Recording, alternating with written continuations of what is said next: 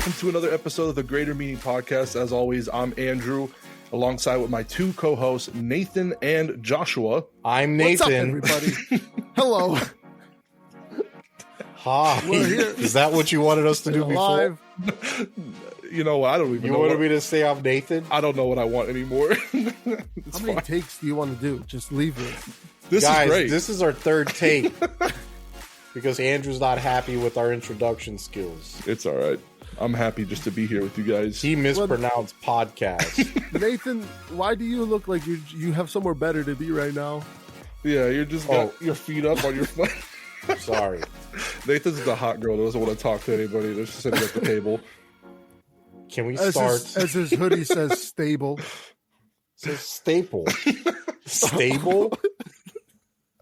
Bro, there's a P. And Josh, you know, calling out That's visual why. That's cues. why you're not the guy that reads. It's a hoodie. It's wrinkled. because we know It's that crinkled it in that works out for spot. Nathan. All I right. might mispronounce a few names, but I don't mispronounce words like podcast. Well, they don't know about that until you said something. But we're really happy to be Andrew here. called this a codcast. Yeah, I had to redo that one. But I'm really excited to be here. This is episode 26. This is the final episode of the Book of Is Exodus. this really 26? We've been doing this for 26 episodes now. And in the last episode, we told the story of the golden calf incident.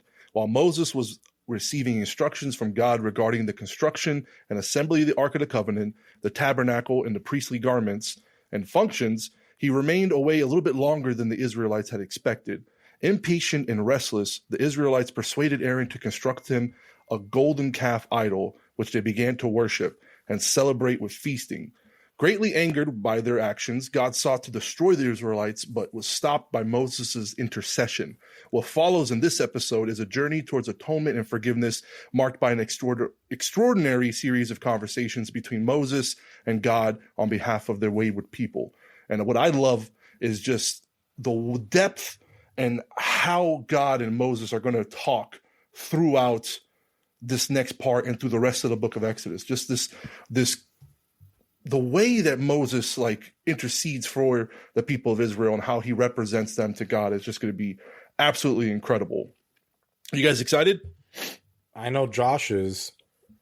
This is going to be an interesting episode. I mean, we have some very debatable, interesting topics on this episode, and I am very excited to get into it with Mr. Staple and Josh keeps naming out visual cues on this audio platform. I'll tell you what I'm really excited for. I'm really excited. By the way, I hope that we could time our part where we get to Jesus, and we could time it around the same time Mel Gibson releases his Resurrection movie. Oh, yeah. Which is the sequel to the Passion movie. I did see that he announced that. Yeah, he's making... That'd be pretty cool. He calls it an ambitious project. I thought he was going to create a movie on Jesus going basically down to the underworld. I mean, I don't know what the script is, but I know it's about the resurrection. Yeah, it's about what happens. I thought it was about the beginning of the book of Acts. He said he's going to end it. Yeah, he's going to end it with Revelation. Somewhere. Yeah. Like it's going to be like what happens after Jesus. But he says it's not even like in the beginning of pre-production yet. So it's still super early on. So we're going to... At our pace, we might be... we might be at right past Moses by then. I thought we were making pretty good progress with Moses. I mean, in this episode alone, we're going to cover quite a few chapters. The last 5 chapters of the book of Exodus are going to kind of repeat, except for implement what was already done in the beginning part of Exodus with the construction of the tabernacle and the specific parts of it, the tables, even the pillars and the rings for holding up the curtains and everything is going to be so intricately detailed. But we follow after the story of the golden calf incident. The Israelites had sinned before God, and Moses... they sinned. Oh, man. The one thing God said, hey, don't do this out loud. They sinned. They immediately did that.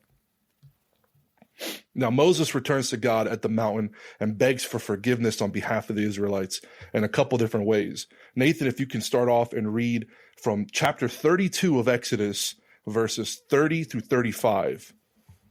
We'll kind of see the beginnings of these series of conversations, because Moses will go up and down the mountain and kind of talk in different ways and relay the responses of God to the people. And there's going to be kind of an escalating result through these conversations. Because right now, if you're going upon like the justice and what's right, Israelites did sin and they deserve judgment. They deserve to be wiped out and blotted out. They deserve for them to be completely wiped out and from Moses to become, a new people. That wouldn't have been wrong. But Moses, representing a Christ-like figure here, intercedes on behalf of the people. I'm going to read from verse 31. Okay. All right. Then Moses returned to the Lord and said, "Oh, these people have committed a great sin and have made for themselves a god of gold. Yet now, if you will forgive their sin, but if not, I will pray, blot me out of your book, which you have written." And the Lord said to Moses, "Whoever has sinned against me, I will blot him from my book. Now therefore, go, lead the people to the place of which I have spoken to you. Behold, my angel shall go before you. Nevertheless, in the day which I visit for punishment, I will visit punishment upon them for their sin." So the Lord plagued the people because of what they did with the calf which Aaron had made. Now, specifically, what was the plague? We don't know. We're going to assume that it was a sickness or something that was the spreading throughout the camp of the peoples. But what's interesting, I like the one where nobody can have any children. Wait, what? Remember that one? Oh, like whenever I think it was, not Abimelech. What was his name? The one for the Philistine. Isaac. Isaac was there, and he was not Abimelech. One of the patriarchs, Isaac. We had this long conversation about it was the king of the Philistines. He went by a title. Nebuchadnezzar. Does it matter? All I know is that Isaac was there, and then no one was able to have any children because God completely stopped it. And then because on behalf of Isaac's wife. Yeah, exactly. On behalf of Isaac's wife. Yeah. On behalf of Isaac's wife.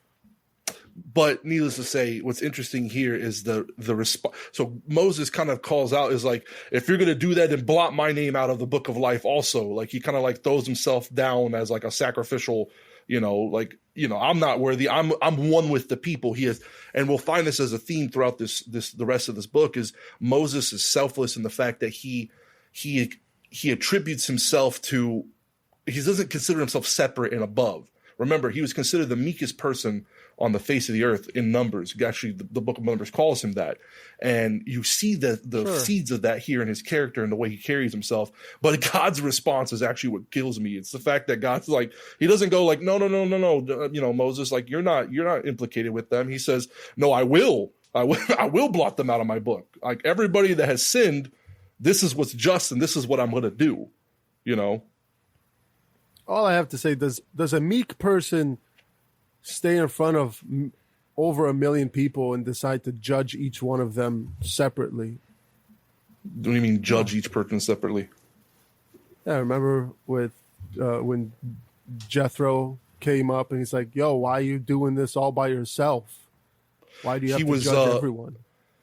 It wasn't judge as in judging them and like kind of looking at them. It was helping mediate between problems. I know Josh. that. It was like it was like a manager listening to the complaints of their employee. You know what I mean?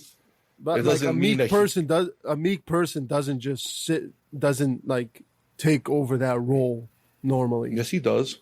There's nothing that you could be humble and be in a leadership position.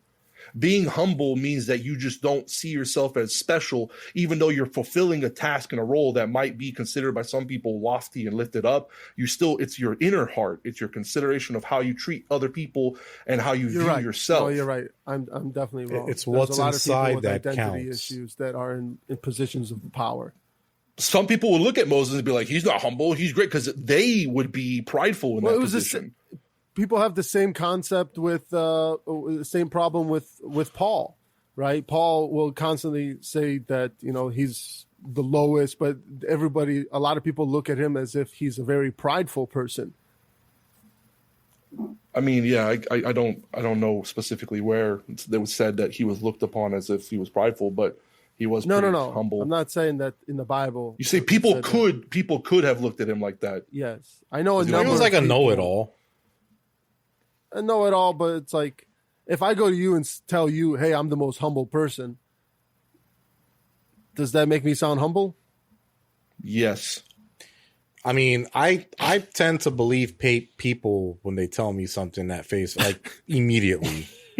Like, So when I'll be like, someone comes to you, if and somebody says, comes to me "Oh," and says I'm the most humble person, I'll be like, oh wow, that's so if that's somebody great. comes to you and wants to buy a car and says, "I always pay my car payments on time," and then you look at their credit score and it doesn't reflect that. Now I think something's wrong with the system because they always pay their payments on time. You know what? Yeah. We have to learn to be more trusting. You are 100% correct. I once again, I apologize. For what? I don't know. Staple But of I my belief apologize. system. It is. It's a stable staple. Okay, Andrew. Why don't we so God is continue mad. to? Yeah, God is mad at Israel. And Moses I was don't like, know what's wrong with my "What's going on here, guys?" Bible lab. Andrew is surprised that something is wrong with his 13-year-old tablet. I haven't seen a tablet look like that in a long time. Like, is that an Android tablet? Like one of the ones you used to get for free at cellular Yo, sales? I still have Yeah. mine, Andrew. I still have mine. Get out of here, dude. Let's- What is that, like a Motorola tablet or Bro, something? we have gone so far. We haven't got into the story at all. It's first of all, it's a Samsung tablet. Okay, I'm It sorry. just happens Yeah, to be very old and slow. He has I got those old one tablets. from T-Mobile when it came my with. God. He has the kind that you get for free when you get Yeah, like a I got the same Android one. phone. It's just not. I was trying to like go to the next chapter, and it's just not doing it. It's just You know, loading. you know why? Because those never work. That's why they give them away for free. Listen, Oh man! All right. Anyway. I'm sorry, dude. I have an iPad I don't even use. it's I can give it to you. jeez. All right. I'm sorry. You're good. So it continues into Exodus 33 with the first six verses of Exodus 33. The Lord commands Moses for them to get up and depart and to go, continue on. He brought them out of the land of Egypt and to go into the land which he swore to Abraham, Isaac, and Jacob. And he said that he would give that land to his descendants. And he says, I will send my angel before you. I will drive out the Canaanites, the Amorites, the Hittites, and all these other people that are in that land. Perizzi and the Hivites and the Jebusites. Yeah, but go up and go into the land flowing with milk and honey. For I will not go in your midst, lest I consume you on the way. For you are a stiff-necked people. That's where we will stop. Stiff neck. That's where yeah. we will stop because we got a couple things there. First off, Stiff neck. for all the people that say, "Oh, milk is not meant for human Wait. consumption." Wait, Josh. I got a vendetta here. Whoa. I got a vendetta here because there's a lot of people that say that we're not supposed to be drinking milk as adults. But you see, God is telling Stiff all neck. of Israel, go into this place, and there is milk there for you to drink. I don't know what type of milk. First off, are there a bunch Okay. of cows? Josh, Are there a bunch of cows ready? Josh, Do you work for the Udders dairy ready to industry? go? Like, why? Josh, stop. Josh, you were very passionate. It sounds like you were waiting for this just to go into milk and honey. Who Just- said that you shouldn't drink milk as an adult? Somebody told Josh he's not supposed to drink milk. He's very passionate about it. First off, This isn't the first time God says the land flowing with milk and honey. Why? I mean, I'm kind of lactose intolerant myself. I don't drink a lot of milk. it's interesting why first off, why I would say that, because obviously we know that there is no land out there that just flows with milk, because It's unless cows are just milking themselves in like on an upward valley or in a valley or whatever. You know and then why, there's though, just right? No, I don't. it's just a symbol of showing abundance and richness and fullness and like good. Yeah, it's just I know. a I'm rich taking land. it very literal that it's but not. why? Why would you do actual that when milk. it's not meant to I- be? It's not meant. I The was whole just- point I of this just had- passage- I was just angry because there have been a lot of people over my life that would Okay. say, "Hey, milk is not good for you. It's not good for your It really digestive isn't. system." Is it? Not No, really. I thought it has vitamin D or something in it. No? It's Calcium? Milk really not is supposed to be good for you. adults to drink. I will. Oh, I didn't. Milk. Is I good didn't for know. you. Milk is good for you. You Okay. guys have been watching those Got Milk commercials. too No, much. I've never even knew this was Either a way- thing. People tell you not to drink milk. There's a land of milk and honey. Basically, they're just that. What about honey? Is that good for you? Rich land Rich. with a lot of nutrients and vitamin D. You know what's interesting too? Milk is something that you drink as a baby to grow and to strengthen yourself. And the Israelites are a very young, freshly birthed nation, and God's Yeah. bringing them into a land to nurse them and grow them. And there's a little symbolism there. But the important part of this passage that I don't want to get off topic is the fact that God is keeping His presence separate from them. He's still going to fulfill His promise and send them out, but He specifically says, "I'll just send an angel before you. I'll drive out the people that are before you. I'm not going to be unfaithful to fulfill my promises." But the way that God was in the middle of them, guiding them with that cloud and that pillar, His presence and their strength, because of their sin, He's not going to go anymore. And that's extremely important to note, that that's His response. And this is where they're at currently in the dialogue, the conversation between God and the Israelites, or through Moses, if you will. He told them to take off their ornaments. No, what happens is the people heard this bad, they call it bad news, and they mourned. They actually, they all got together and they took off, and it was pretty much a symbol No, literally the Lord said to Moses, well, if take you off your ornaments. read verse 4. I know it was bad. They heard us, but they mourned, And no one put on his ornaments, and then God reaffirmed that. No, for the Lord had said to Moses. So it's like because they didn't put on there, because the Lord said, "You are stiff-necked people that could come in your midst in one moment and consume you. Now, therefore, take off your ornaments." Yeah, and they stripped their ornaments by the Mount of Horeb in the symbol of, but they were still mourning. They were still sad. Like when they heard this harsh word, they were like, it's, even if we gain all this earthly possession, even if we go out into what's considered a good and a blessing, if God isn't there with us, it's not worth it. It's not as valuable. And this is revealing the importance of the presence of God in the blessing. Yeah, okay. I don't Who do you think think the they angel saw was? it. I think they were upset that they were called out. I don't think they were like, "Oh, it's not worth." I think God literally is calling them stiff necks, and they're just like, they don't even realize how blind they are to their own disobedience. Yeah. Like That's fair. they're just like, No, this is the first. Is this the first time he's called them a stiff neck, or is he it, called No. them twice. And this is the second time? Yeah. So Before. this is But it's gonna not that be, he called it a second time. He said stiff neck, and then Moses telling them, "Hey, he called you guys stiff necks." I don't know why stiff neck. That's such a it's like weird. stubborn, like a Yeah, you're mule stubborn. stiff neck. Like they can't. They're just unrelenting from their ways. Like no matter what you show them, no matter what you do for them, no matter what they see, God can appear to them in person and they'll still worship a golden calf. How many miraculous things did they witness? Like this is, and you're right, these specific group of people, this generation that comes up out of Egypt, they're not going to have, they haven't had a great track record so far. So far, all that's been represented from them is grumblings, complaints, disobedience, and then ultimately sin. And They're so sinful, they don't even mourn that they're sinful truly. Like they're kind of like No, I don't know. It's Well, they weird. were it's also a pattern being a lot of plagued. people find themselves in They're- on a daily basis. they're also plagued right now. You know what I mean? Like it was amongst them. like they're mad about the effects or the consequences of their sin, but I don't think they're mad at themselves for sinning.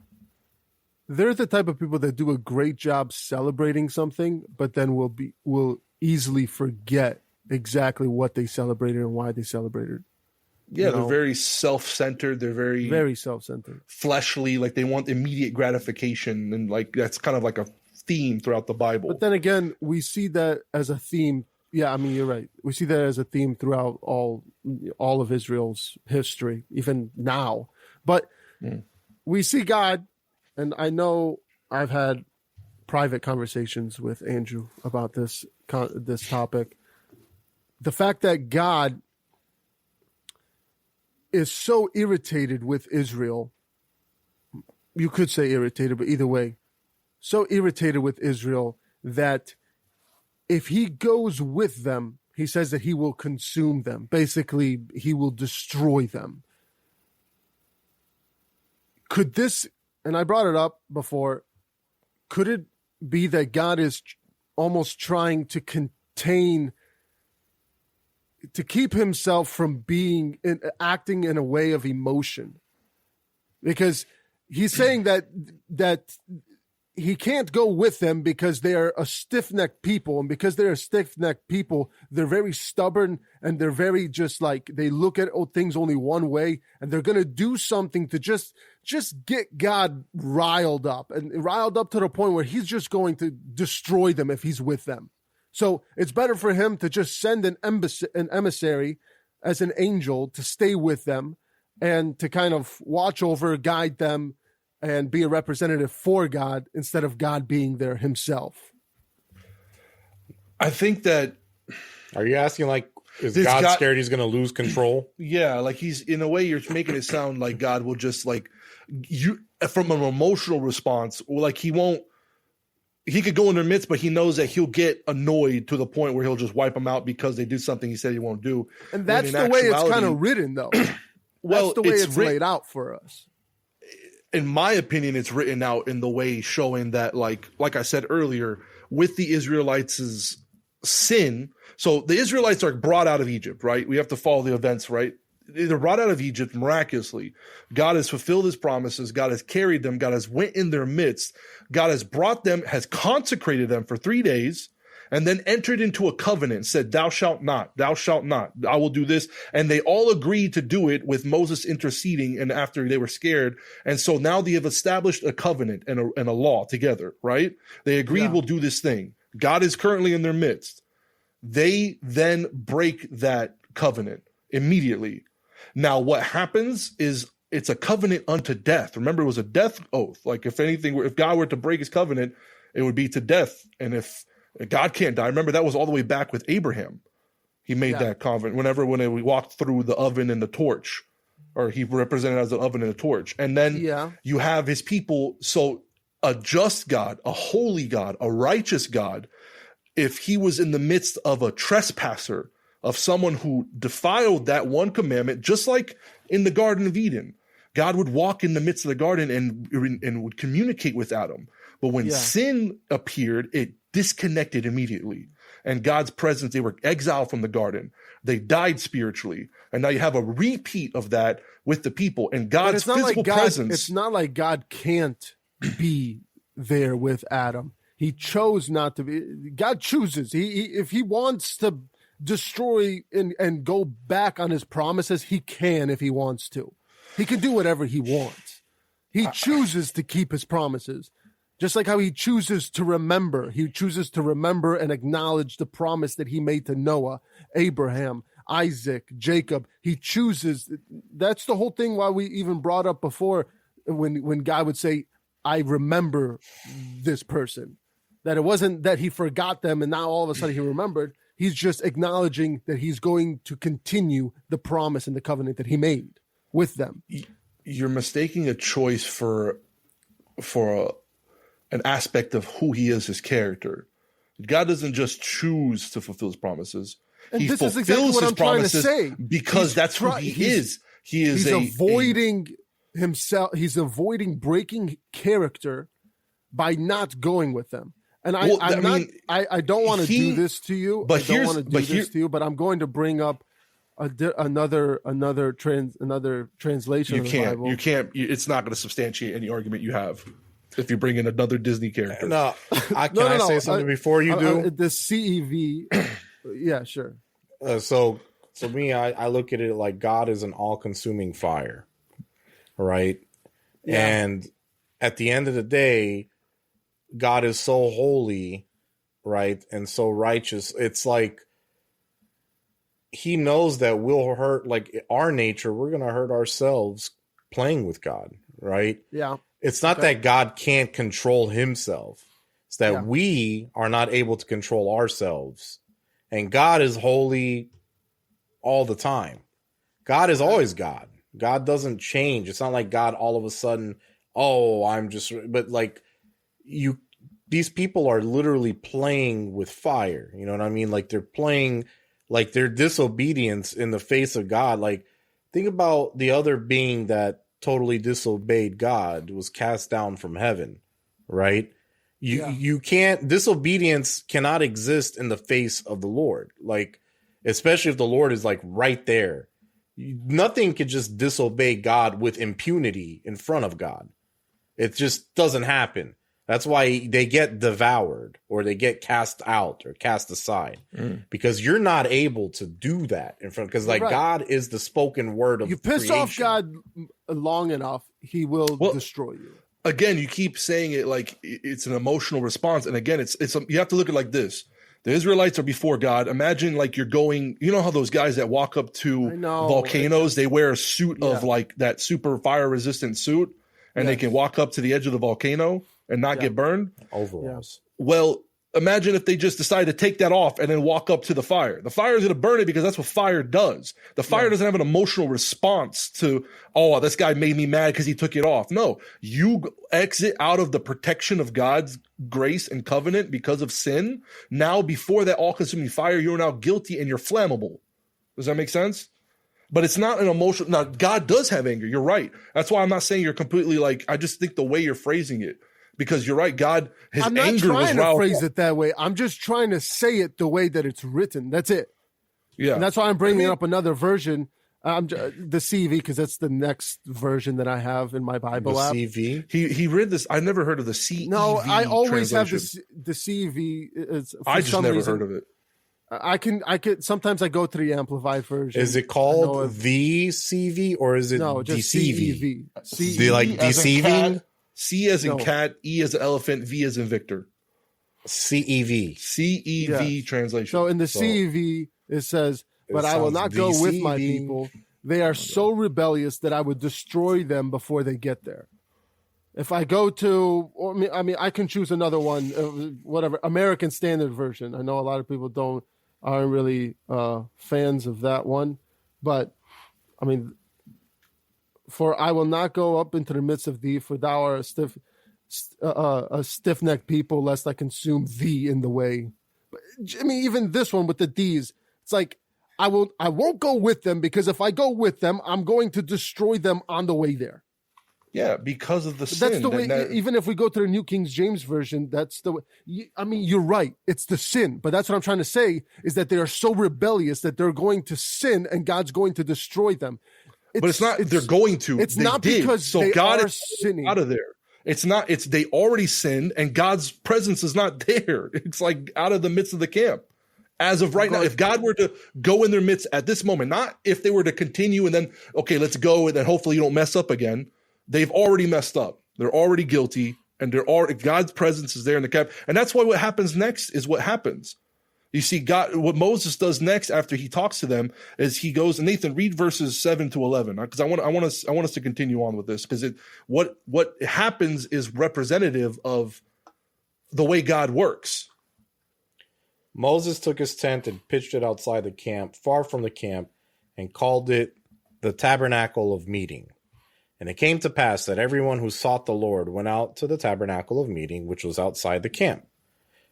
So it was, whenever Moses went out to the tabernacle, that all the people rose, and each man stood at his tent door and watched Moses until he had gone into the tabernacle.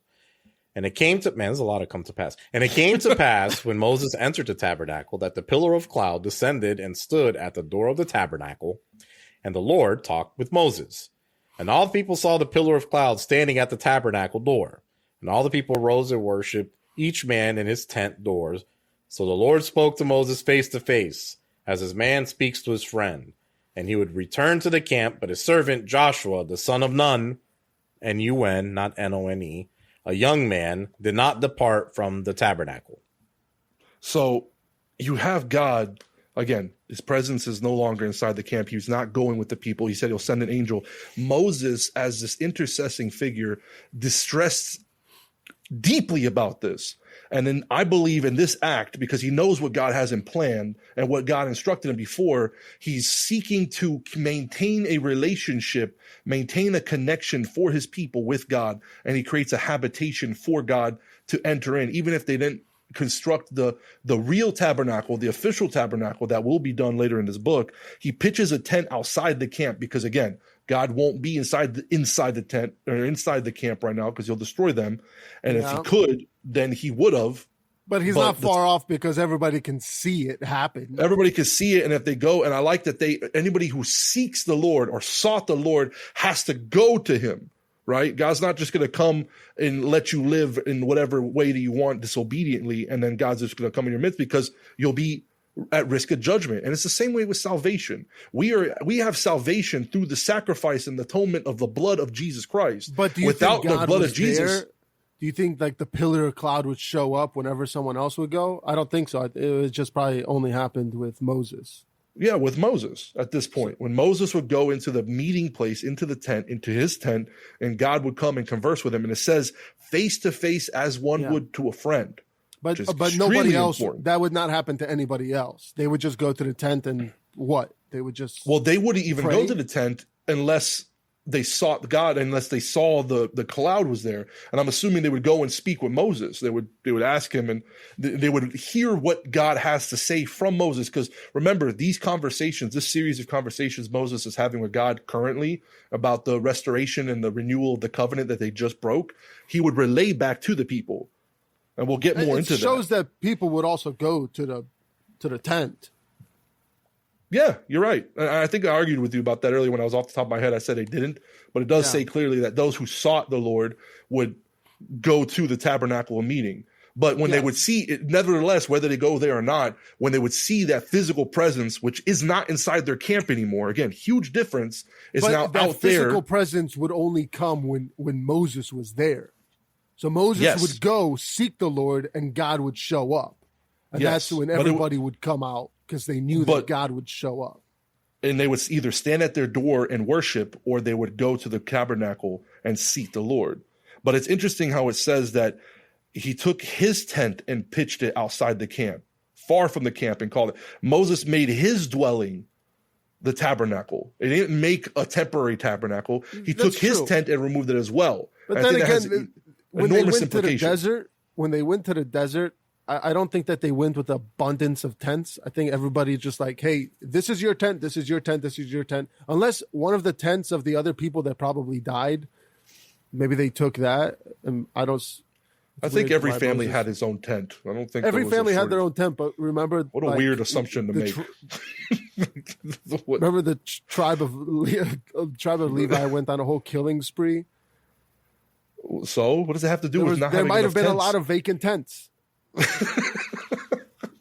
Jeez, that's so dark, but you're right. There was 3,000 people were slain?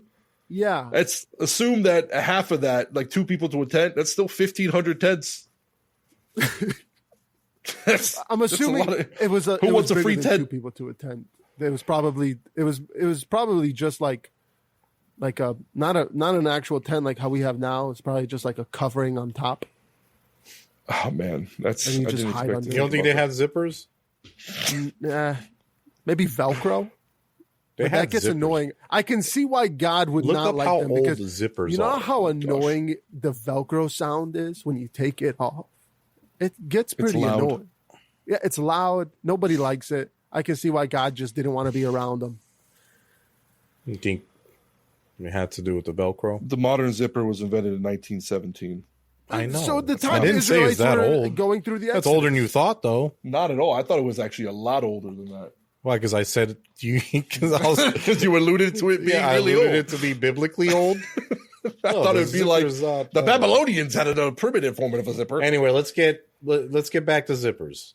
So a cloud would come at the end, signifying God was there speaking with Moses, and every man would stand at the temple or at their tent, and they would worship.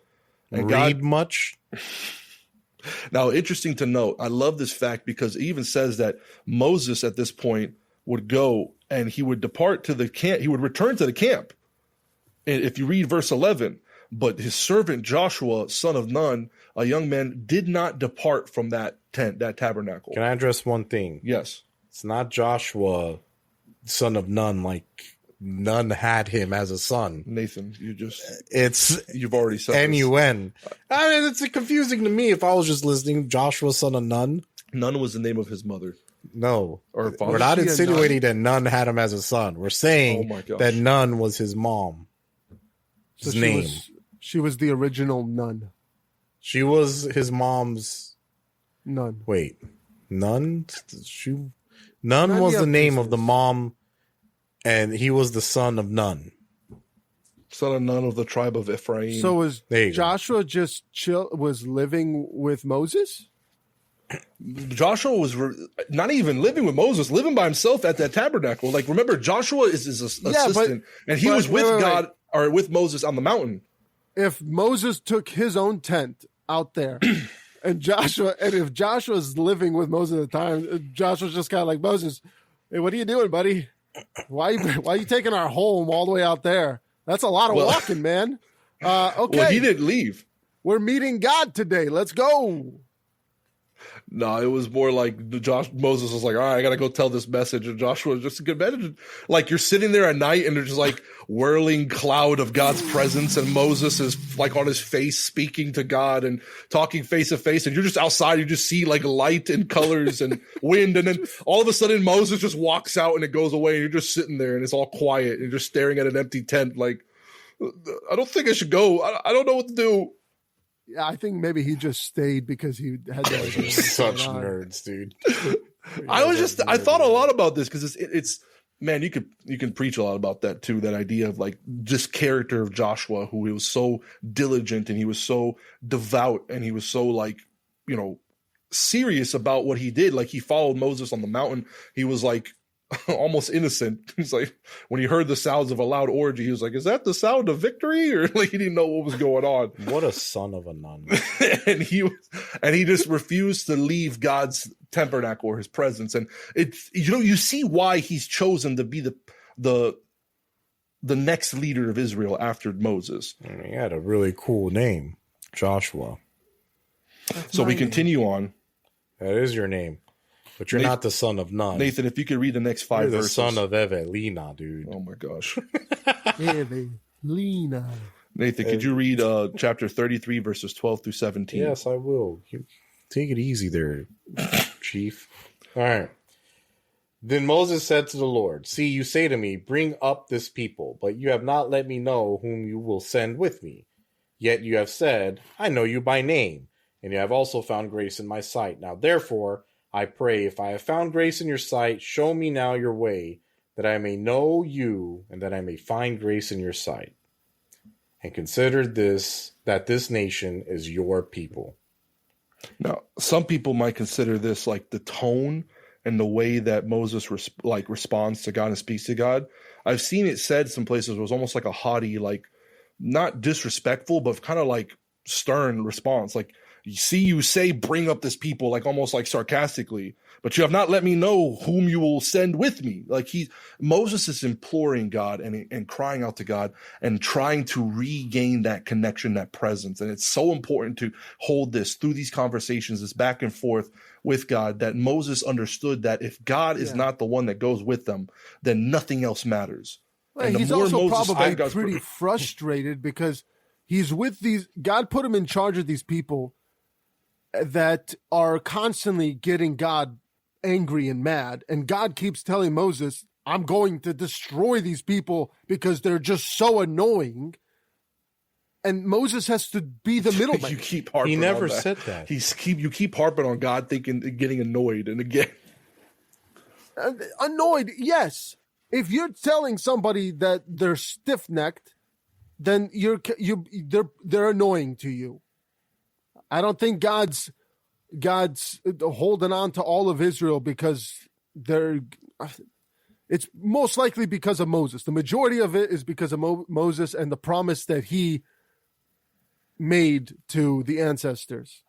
well, look at how God. Can I say one thing? Yeah. I allude to one thing. And it's something, I mean, I was going to bring it up in like greeting at the end, but I'll kind of bring it up right now because I think it's really important to say this point while it's fresh.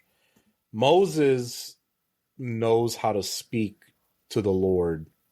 Like you're saying, because some people might say that's haughty. No, if you really read it really carefully, Moses understands a fundamental thing about our creator is that his word is the power of creation. His word is the ultimate truth. Therefore, Moses literally repeats the words God said to him about himself. You have said, I know you by name, and you have also found grace in my sight. Therefore, I pray, if I have, so basically it's like saying, because you said this, show me now your way, right? So it's like using God's words that he literally just said to him. And it's like, because you said this, That's right.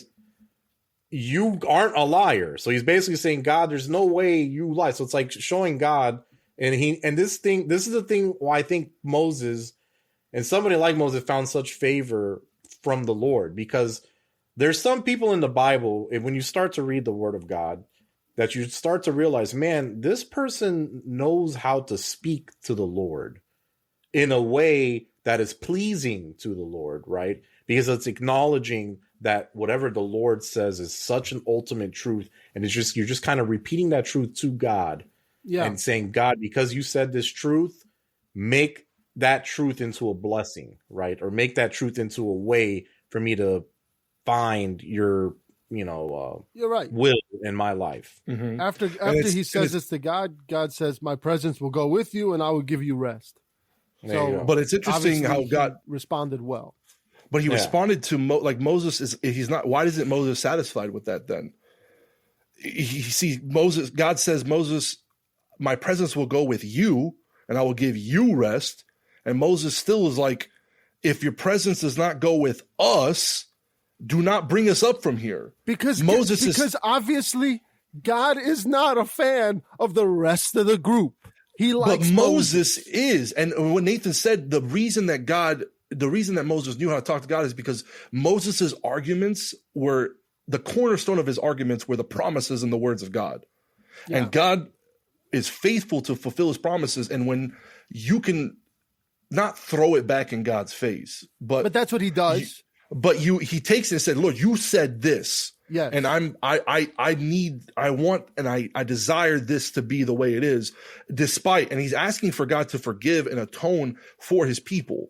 He doesn't want God to just do it for him. He's attached and he has a almost like a duty to his people. Like he's just going above and beyond and interceding and mediating so that, because imagine God said, I'll give you rest. I'll give you my presence and it'll go with you.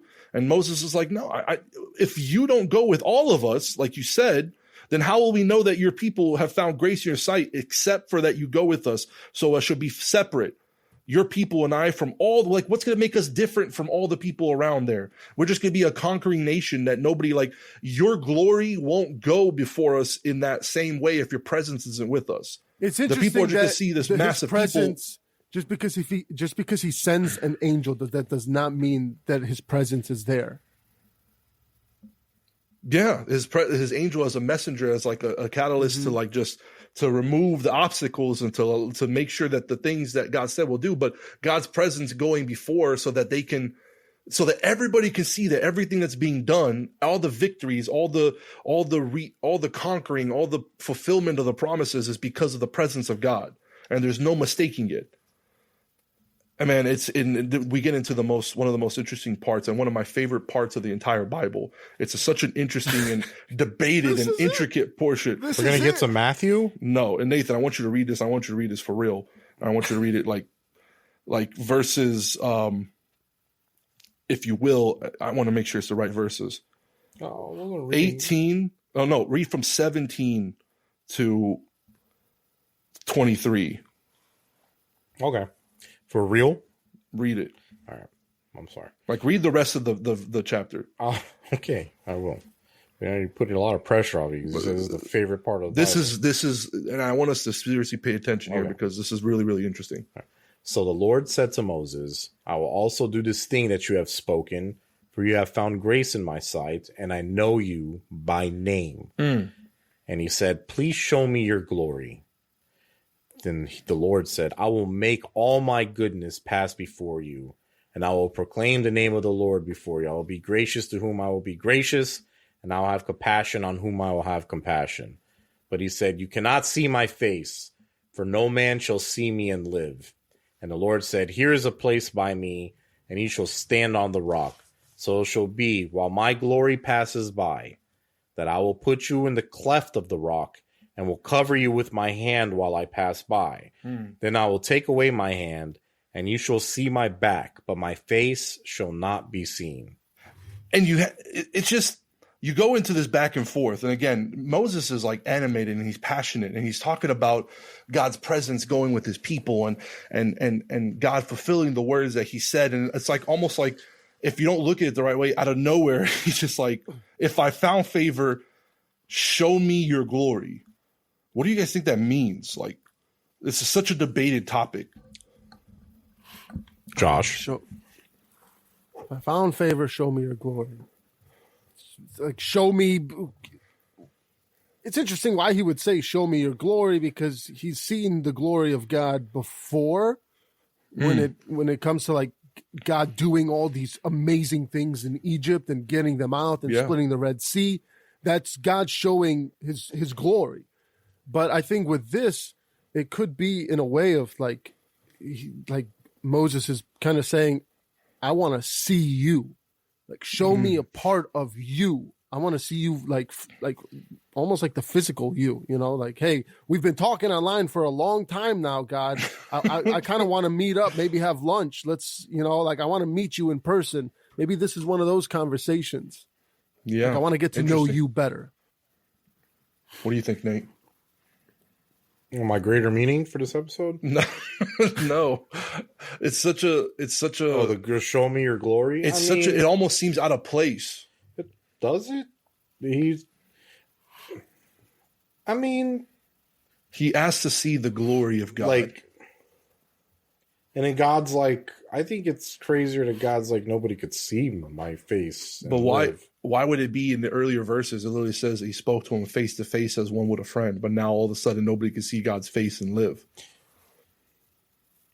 Ah, man, I feel like seeing God's true glory, we can't experience that, I don't think, in our physical form that we live in today. I think that's something that we could only experience if we're like in a different form. Like, I think it's more than this physical realm.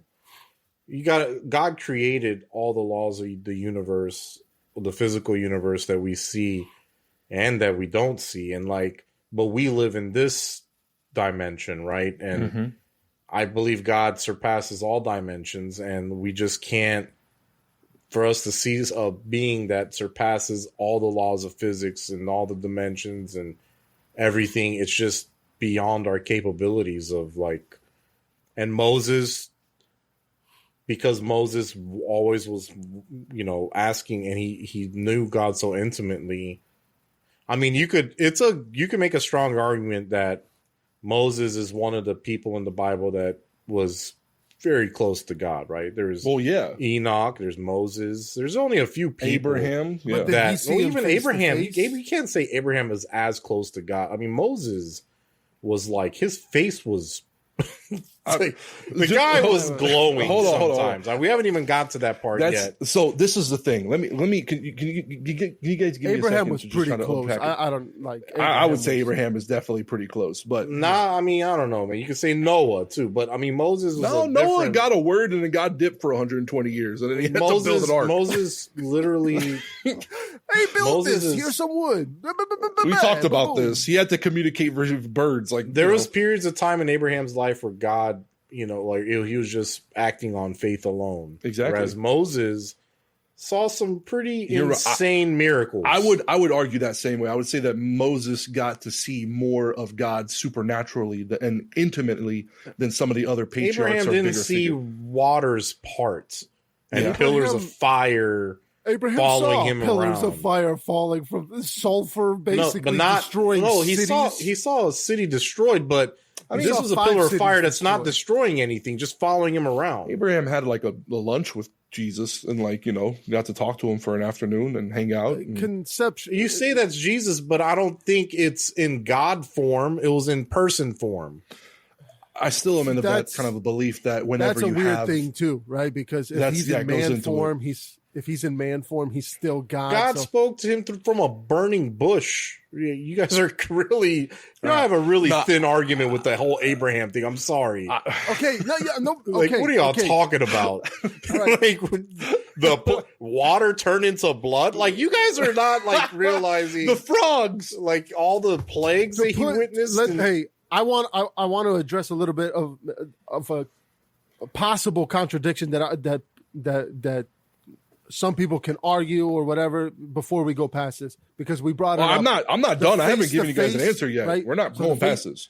The face to face before, like a friend. I think that was just kind of that was just like somebody, not exaggerating a moment, but somebody just kind of like explaining that God would talk with Moses as if he's talking to a friend. Like they were talking in there, face to face, almost as in saying like it was a very intimate, like it was a close and constant communication. Yeah, but it wasn't like an actual face to face, because we see that God even tells Moses, no one can see my face and live. So God would not contradict himself here in that type of a manner. I think before it was Moses writing, or someone writing, whoever wrote it, God wrote, whoever wrote that they spoke to each other face to face was just kind of explaining the situation, saying that it was very close. So we have to remember again, not to anthropomorphize God because he's not a human, he's not a man. He is God. And a lot of times when you say face to face, his presence came down, his glory came down as like a pillar of cloud. Yeah, that's not a human. But if he tells, we just have to be careful. And if he tells Moses, hey, no one can see my face and live, then that means he's got a face. You know why? Because he says no one can see my face and live, bringing light to the fact that he has a face. If he has a face, he's not a. He's also physical, so it's spiritual, physical. I don't know if it's like Casper the Ghost. I don't know, but it's. Let me break it down. Yeah, break it down as best as you can. You're because you make that's why you're saying that thing. No one can see my face. God responds. He doesn't say, "Okay, I'll let you see my glory." How does God respond when he asks him, "Let me see, show me your glory"? He said, "I will make my goodness pass before you, and I'll proclaim the name of the Lord before you. I'll be gracious to whom I'll be gracious to, and I'll have compassion on whom I will have compassion. You cannot see my face, nor man shall see and live." When you say the word face in the original Hebrew, it can also mean like what's before me, what's ahead of me. And I've heard this idea. I think my dad has this idea, and I've actually heard this from a couple different places, and I've really looked into this. That in this moment when Moses is, because you got to look at the context of the conversation. When Moses asked to see the glory of God and what that means, that it passed by him and he saw him from the back. What you have is an interaction. Okay. Don't tell you what. I thought you were about to say like kind of, go into a time teller type of thing. Someone to see the future. Like Moses is asking to see the future, and God's like, no, he's asking to see God's glory. Yeah, that's what I'm saying. God would reveal, so his goodness, what I believe what was represented there was God allowed him to see all the ways in which God interacted and fulfilled his promises and all the good things he did up from the beginning of creation up until that point. Not seeing his face means that the future cannot be revealed, and how the glory will be revealed in the future to any man. And we know that eventually the glory of God was revealed in who?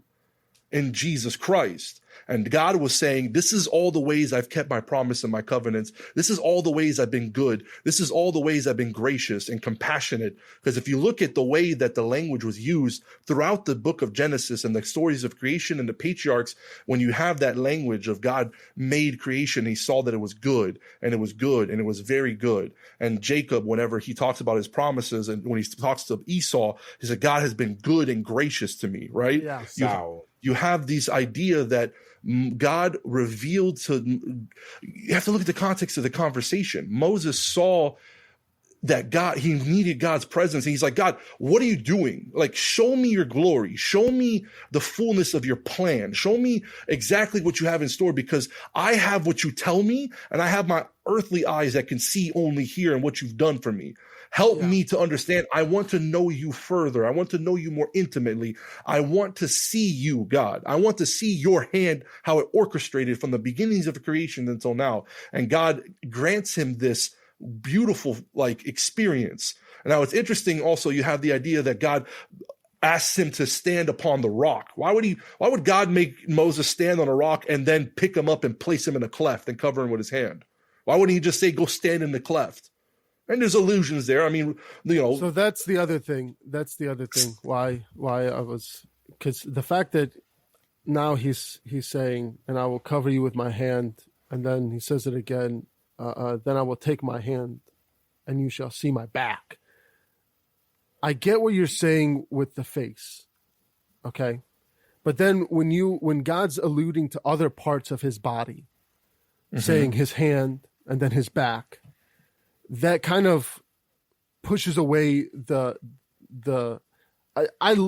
listen, I love that could be a whole sermon, what you just said. Basically, like, if you want to see the good of somebody and you're saying like, hey, you just got to look at the past, look at their testimony and see all the goodness that of what God brought them through to see the glory of God. Right.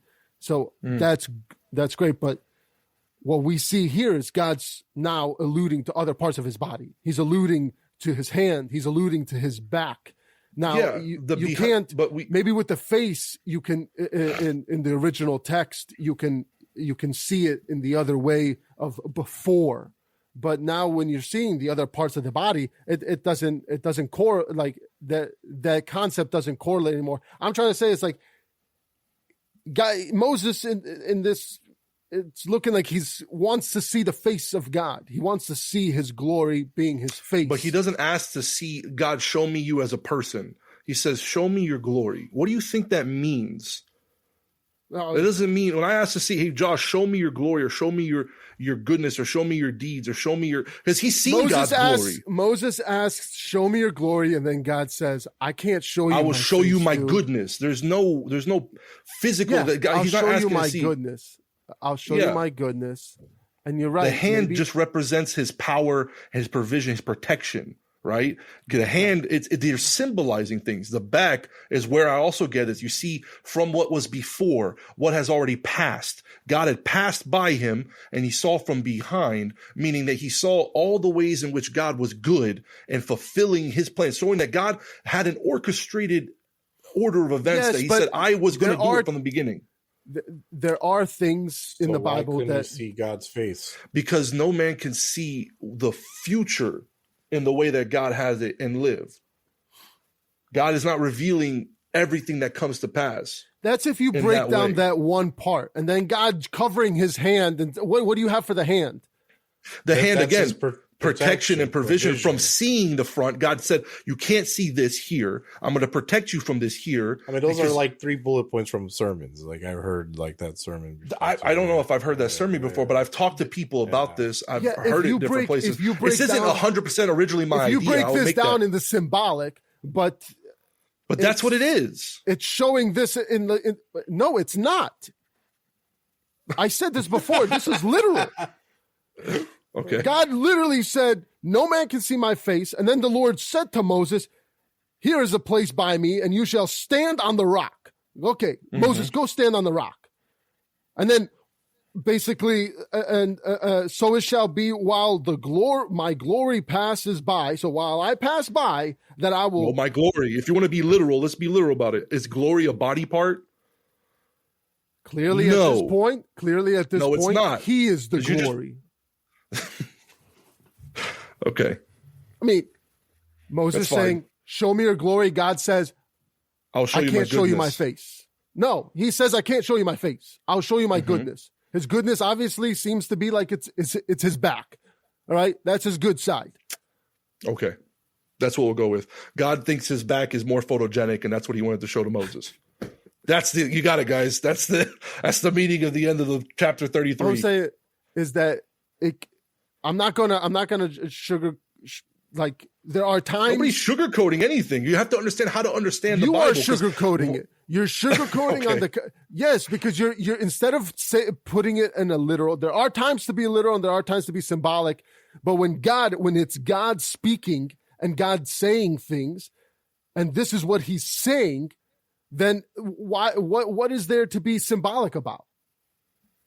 What are you talking about, Josh? He's saying You're trying to tell me that this is why would being literal in this and not understanding that point, how does that help anybody? Moses is having a crisis at the moment, not understanding what to do, how to contact and how to relay information back to the Israelites. He thinks God is wanting to abandon them. He's trying to reconnect the connection. What would seeing a physical thing do for him in that moment? I'm sorry, but would you not like to see God? Would it help you in your life to see God? He's seen God. He talks to God. What do you think he needs in this moment based on the context? He doesn't see God. Obviously, he doesn't see. He doesn't see God's face. I don't know if God's just wearing a mask or covering his face, but in this in the way that it's written, Moses wants to see God. Moses wanted to see the glory of God, and God showed His goodness. Again, you want to be specific? Let's be specific. His glory, and then you have face. to. What I did was I looked at the text and I wanted to see what does that mean, because it say, "Show me your face, God." Why does Moses' face shine later on? Or we'll go with shine. If you want to really know, because when he attained that level of understanding, that intimate, further knowledge and relationship with God, to have that understanding, that extra elevated level of faith before him, I believe that it began to affect him physically. Spending that much time in the presence of God will have an effect on you. And then not only having presence because you can be in the presence of God and be in fear and turmoil and be in judgment, but because he now has understanding, he has further foresight, he has further, levels of depth of that relationship to see. Why? Oh man, why would he want to I have answers. Understand more? Why doesn't he just want to seek God? Because he's leading his people into a promise. What are you talking about? The whole concept of that tabernacle that he pitched was for people to seek God. Moses wants to seek God, and he says, God, I just want to see you. He's seeking him. He's not seeking information. He's not seeking the future. He's not seeking the past. He's seeking God himself alone. He was seeking a deeper understanding on what God's plan was. Because again, you have to look at what's going on. But that's not what the tabernacle is. But we're not talking about the tabernacle. We're talking about the conversation he had and why he asked to see his glory and what that means. And that means if you look up into the God, you said you would go. God, how should we go? God, we're in mourning. God, you told us to take off our ornaments. God, okay, you'll be with me, but what about us? Will you go with your people? What will the other people say when we go before you? Lord, what are you trying to do here? What is your plan? Show me your glory. Show me so that I may understand you, so that I can relay it to them and I can fulfill your will in my life. Let me understand it intimately so that I can serve you better, so I can serve your people, so I can reconnect you with your people. I have a heart for this people that you've given me, and I believe in the words you've given me, and I want to know you. But that's not what he says. It's not nice. It's what the Bible says. But that's not what it says. Okay. What does it say? He wants to see your glory? He just wants to see his backside. He just asked to see the glory of God. He has to see the glory of God. I don't understand. What's the argument? You both are saying the same thing in different ways. No, he's saying that Moses didn't want to see. Moses didn't want to see an understanding. He wanted to see a literal. He wanted to see God face because he's been talking to him. Probably did want to see his face. I'm sure that was an internal desire. But if you look at you have to look at the Bible with the understanding the context and find a greater meaning behind it. You don't just take a verse and say, "Oh, but yeah, Moses wanted to see what he had on the back, on his back." You're right, but I think he wanted to see the front. He didn't ask for either of that. I know. He wanted to see his glory. He didn't ask to see him impersonated. I don't know why. He didn't ask to see an incarnated version.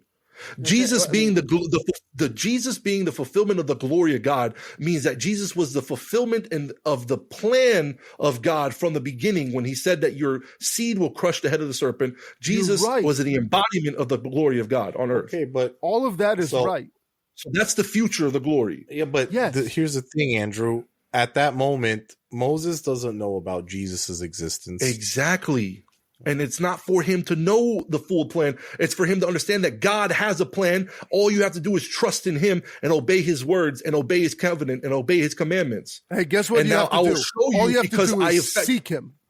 That's because all you have Moses is trying to found do. because you have found favor with me and you have been faithful, I'm going to reveal to you more than I'll reveal to everybody else. So that later when you write the Pentateuch, I believe this is one of the ways that Moses gained a deep understanding and why he wrote Genesis, Exodus, Leviticus, Numbers, Deuteronomy in the way he did. He didn't write the histories of the universe and the history of the earth. He wrote the books in a specific way to have a revelation of God's orchestrated plan from the beginning. What if it's both? It could be. I'm saying, what if when you look at God, you see everything? That's what I kind of believe. I don't understand what y'all's debate is over. He doesn't think that he was asking to see God's plan or God's glory. He wasn't. It doesn't say that he's asking to see God. He said, show me your why glory. I keep laughing, because it like, wasn't. I don't, he's not saying, show me your plan, God. Show me your will. Show me your glory. But glory means glory. Will is, he could have, why didn't he say, show me your will? Okay. I understand. Like I understand that both. Your interpretation fits very well with that whole, hidden meaning behind it. If you want to construct the whole sermon with the thesis, I'm not trying to construct the sermon. I know I'm you're trying not. to understand the conversation because I poured over from but 32 you're asking, to 33. What does glory mean? I mean, I'm asking what does goodness, because he doesn't see he sees the goodness of God. Again, he asked to see the glory and he was shown the goodness. Why did God doesn't say, okay, here's my glory. Because God's glory is revealed in the way that he fulfills his covenant. God destroying the goodness of God Egyptians. Is that he showed him his glory because God is good. That is the goodness of God, that he shows you his glory. All right, we're getting away from that. I mean, I'm just saying. What do you think? Does that not make sense, Josh? I'm sorry. All you listeners out there, email us at Greater Meaning Podcast. What do you think this passage of the Bible means? Why did you guys give up on my thing? It's literally, it makes the most sense. I agreed. God's goodness is showing him the glory. Yeah, because God is good. That's why I said before. Gave him his answer. You don't think that there's glory in the fact that he came down, like God's glory in his presence I do. of a fire mountain? I do. There's glory there, yes, but he still asked to see glory. I mean, he's just, that's all Josh is arguing. My last little hit back. Why would God, as he's doing all this, he's putting his hand on Moses' face so he doesn't see put him on God's face. He covers the cleft. And again, it's to protect him from seeing it. It's a symbolic representation of God's strength and protection to cover from seeing too much. He doesn't cover the cleft. He said he put him on in the cleft of the rock, and I will cover you with my hand while I pass by. Yeah, I will cover you. If you're in a crack, you don't just put your hand over his face. He puts it over the crack of the cleft and then removes it. We're not reading too much into that. That's just what was. That right there is showing that it was physical.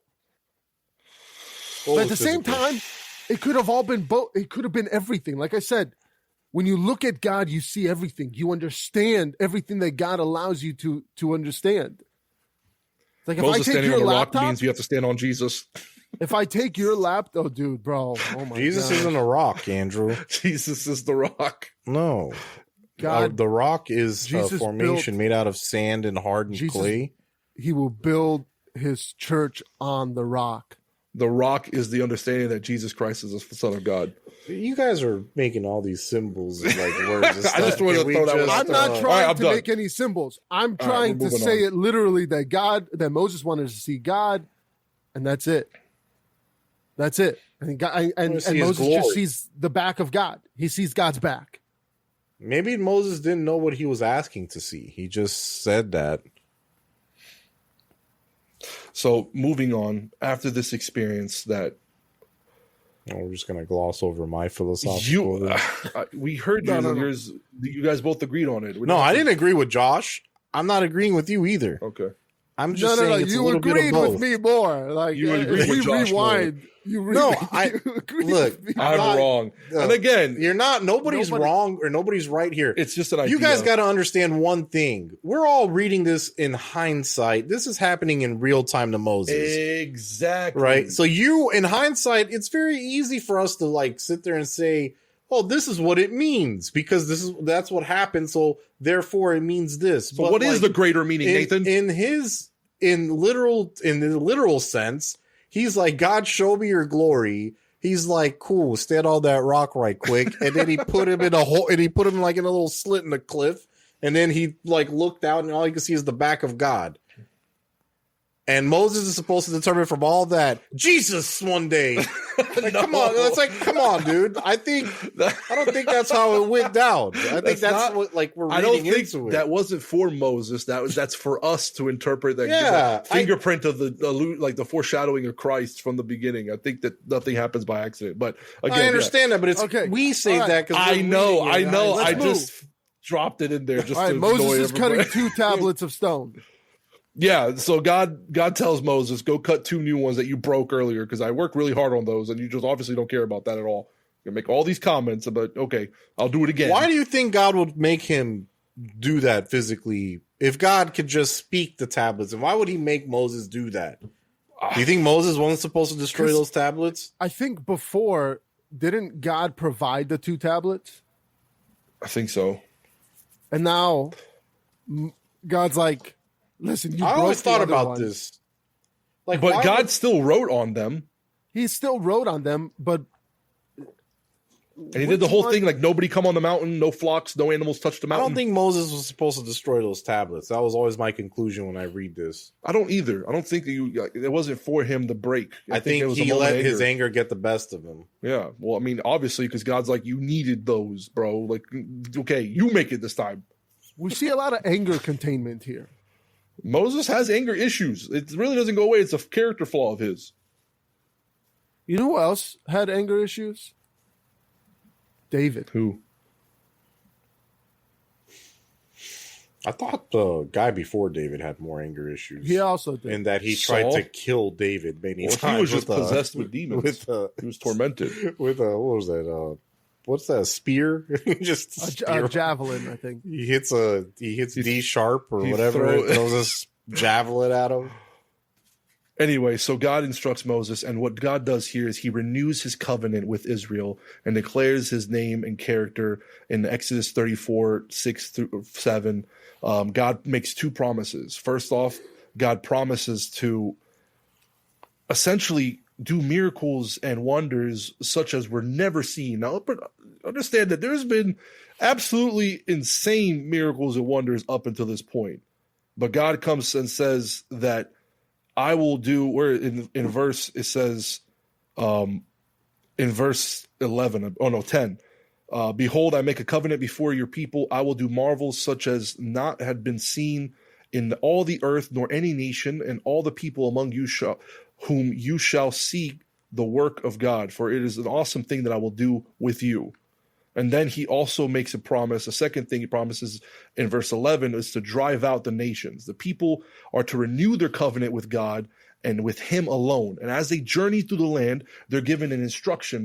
They're told by God, you must destroy all the altars, the false gods. You're to smash pillars. There should be no compromise with any of the inhabitants. They are to worship no other gods except for the God of Israel. God has to reiterate this, and this is where God makes a very famous proclamation. Where is it? God refers to himself. 14. Yeah. He's jealous. God, for you shall worship no other gods, for the Lord, whose name is jealous, is a jealous God. Lest you make an inhabitant or a covenant with the inhabitants of the land and play the harlot with their gods and make sacrifices to their gods. That one I have no I feel like idea. Josh has something to say there. I mean, God No, calling I himself. don't. Because How? I don't. What I feel like you would have something there for the God calling himself jealous. God has so many names. Who is he? Is he I am? Is he jealous? What is he? Is that Is he just his Yahweh? back? I don't know. All in all, God is everything. So if God says, I'm Milwaukee Tools, well, now he's Milwaukee Tools. What? I'm saying that Did you say something about Milwaukee? no, I'm looking at a pair of drills, and that's the first thing that came to my mind. I'm just saying that God can. He's everything. He's everything. He created everything. So theoretically, everything that exists is him as well. That's true. God also reiterates for himself the Feast of Unleavened Bread and the Feast of the Firstborns, or the Covenant of the Firstborns, the Sabbath day to keep the Sabbath day holy, the Feast of Weeks, and the First Fruits, Feast of Ingathering at year's end. And then in verses, Nathan, if you could read this, verses 27 to 28, God makes a proclamation. Then the Lord said to Moses, write these words, for according to the tenor of these words I have made a covenant with you and with Israel. So he was there with the Lord 40 days and 40 nights. He neither ate bread nor drank water. And he wrote on the tablets the word of the covenant, the 10 Commandments. Boom. So what was on the tablets? The 10 People debate what was written on the stones. I mean, it's just, this verse is interesting because it says the 10 10 Commandments. Yes, sir. And he said that he was there again for another 40 days and 40 nights and neither ate nor drank.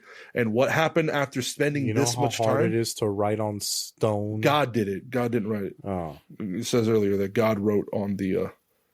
actually here, does it say that Moses did? So he was with... He says, write these words. And he wrote on the tablets the words.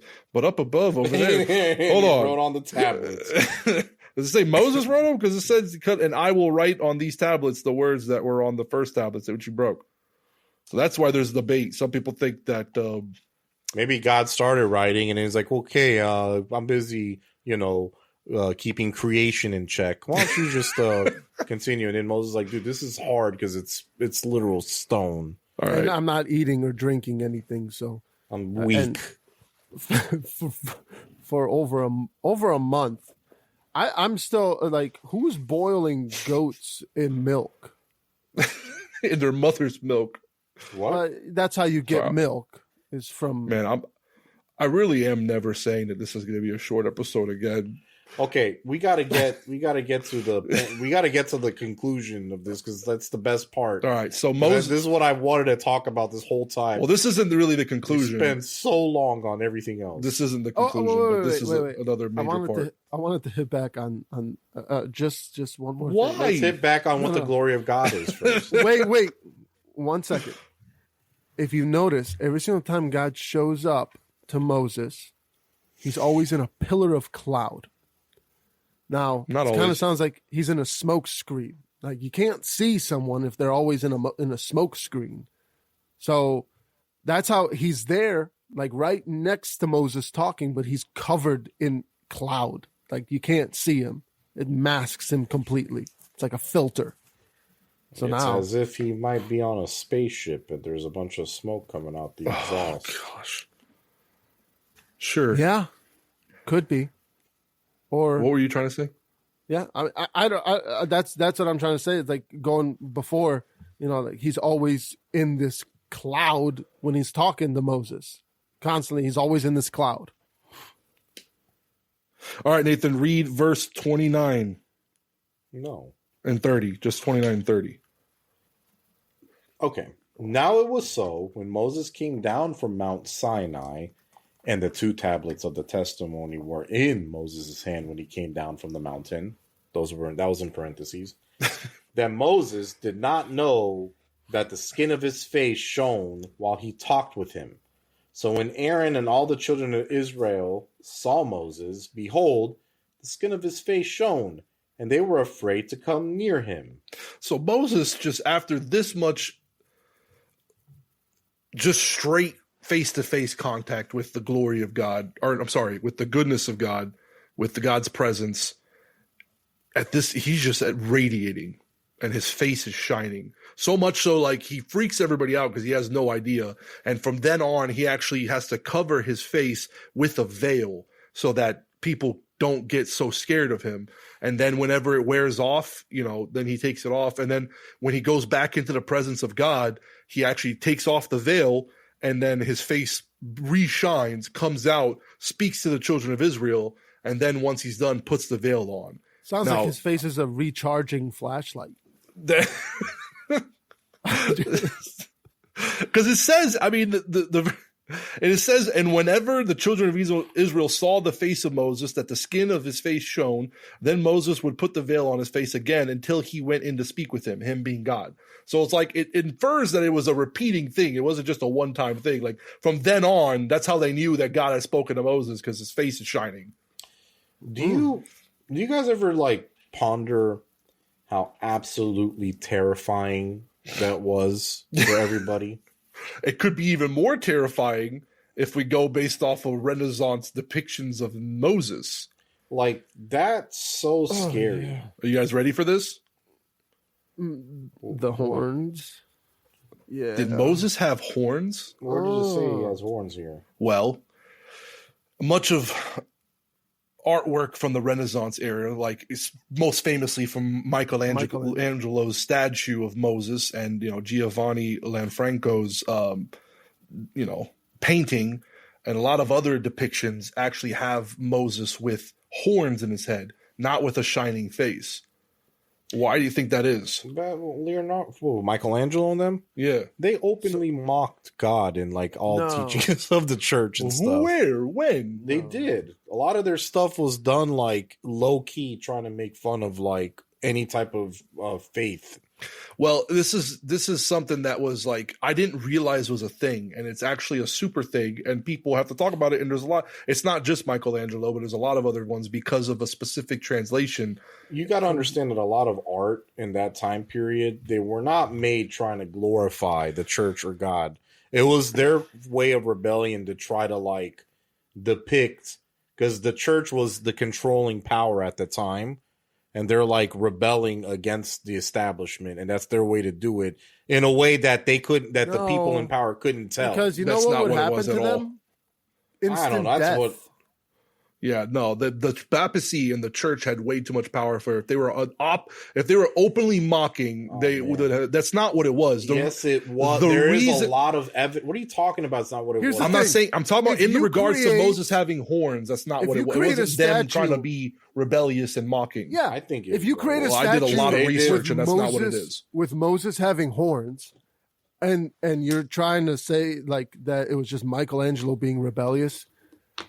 The horns aspect of Moses would be so outlandish that they would put him to death for blasphemy. In other words, because that sounds crazy, but you know what? In that time, it wasn't crazy. Bro, it was actually would, seen like- as normal. Like, that's they what it house was? arrested. What's his name? The guy that discovered that the Earth is round. What's his name? With a G. Like the Galileo. Galileo. Yeah, like there was Galileo. so much like what it was actually was there's the original Latin Vulgate translation by Saint Jerome Jerome from the 4th century, when he took that passage and he translated it from both the original or from the Greek Septuagint and the original Hebrew. He used the phrase cornuta esses facia sua, or his face was horned, and it was a lot of people consider it that it was a mistranslation, but it was an accurate translation. Some people argue that it was something that was done on purpose based on the understanding of the way that the books of the Pentateuch were written up until that point, and St. Jerome's understanding of ancient Hebrew and the language and the way it was. I heard that it was also because why he matched it up, I think, with one of Job's daughters or something, that was her name as well. And horns. Yeah, basically like that she had not horns. I don't know. I'm just saying. But it tied up with one of Job's daughters.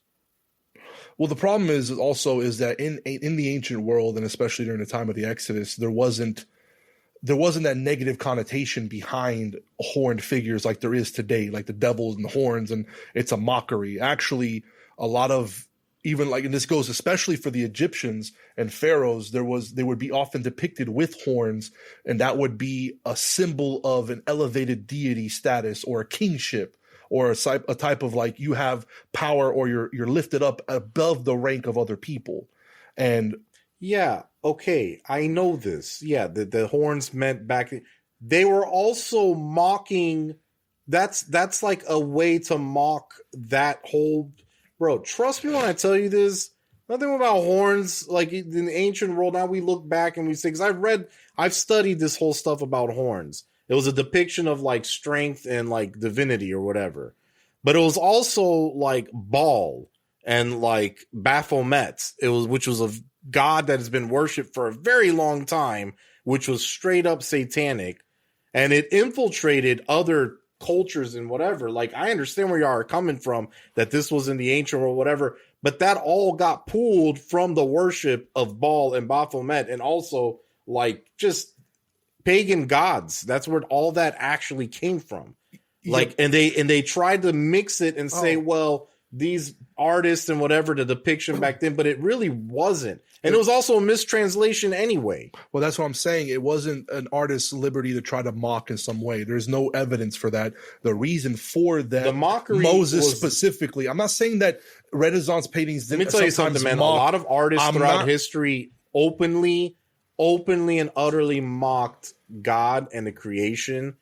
Like, if you look into art like I have, which I have like extensively, just looked into different artists, not looking at it in a Christian sense, just studying different artists.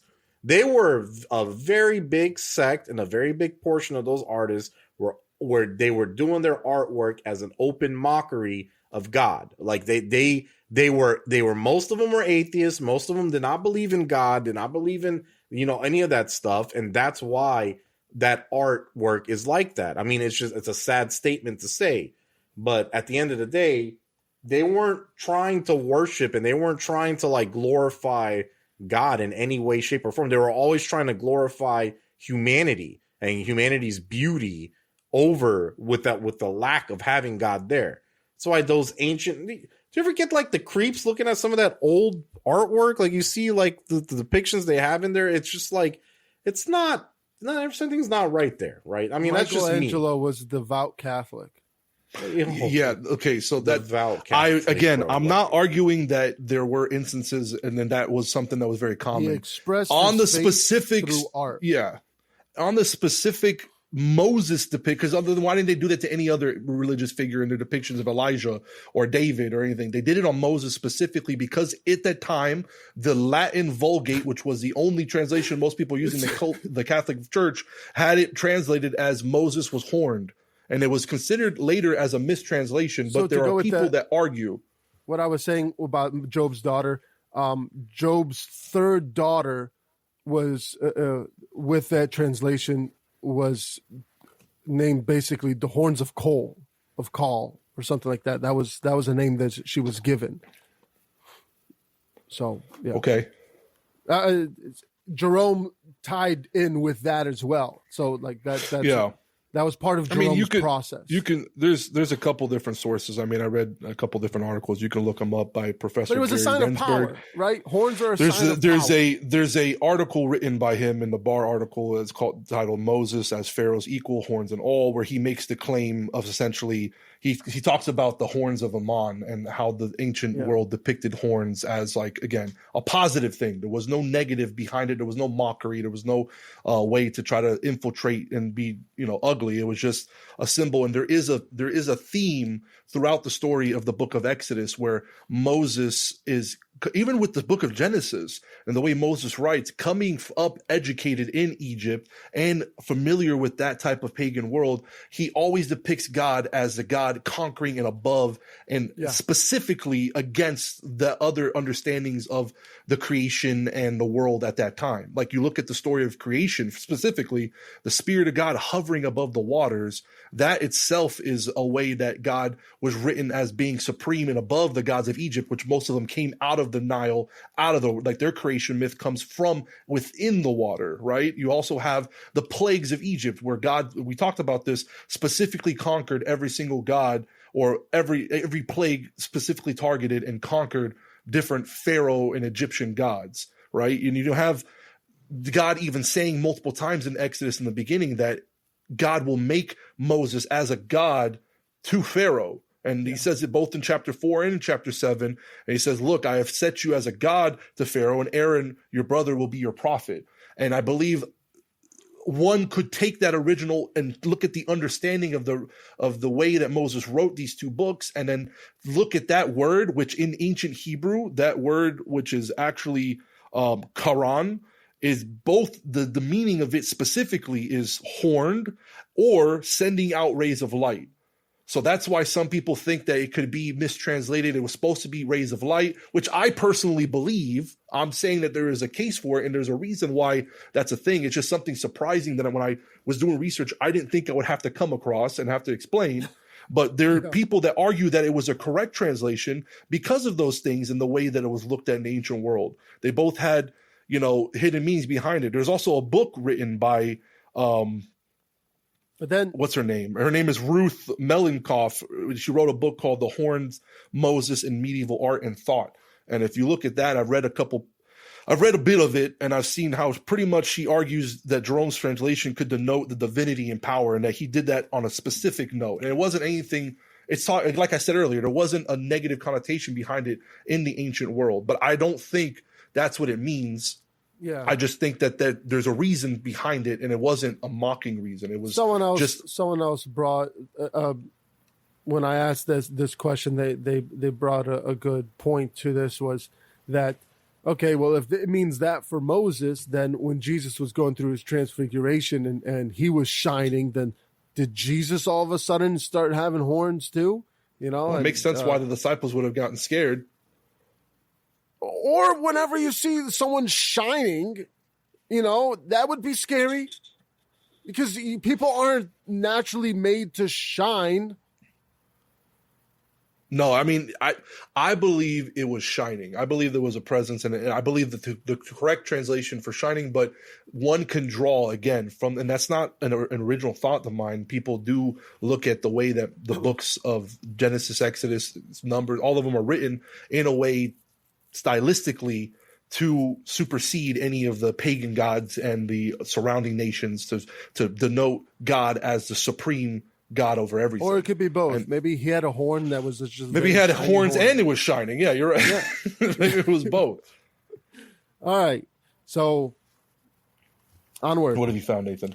I mean, I knew this stuff about the horns before, man. I'm just saying my theory in that is, at the end of the day, the devil's always trying to mock anything of God that God does. I agree. I mean, that's with that. from the very beginning. And like, the devil will weasel his way in and just kind of put these crazy depictions, mocking. Because I mean, it's also, they started throughout the centuries. It was like an anti-Semitic thing also, with the Jews have horns, and these are the roots of it. Yeah, though. but that's all the because they were God's chosen of people. Satan having horns with this long tail, that's a newer thing.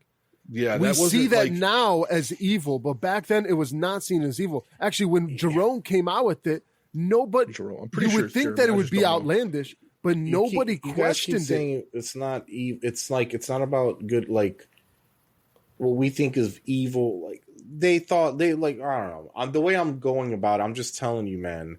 Ancient pagan rituals, their gods did have horns. They were pagan gods. There's a reason behind it, though. Like Baal was a bull-headed god. Yeah, bulls have horns, but that doesn't mean that it's that anything with horns was looked at like you were looking at it like, oh, it's a mocking. You have that. That's what it is. It was an idol, but it wasn't that way in the ancient world. When the ancient people would see horned figures, the ancient people were worshiping false gods. I understand, but I'm telling you what it meant. The Israelites were never worshiping something with horns.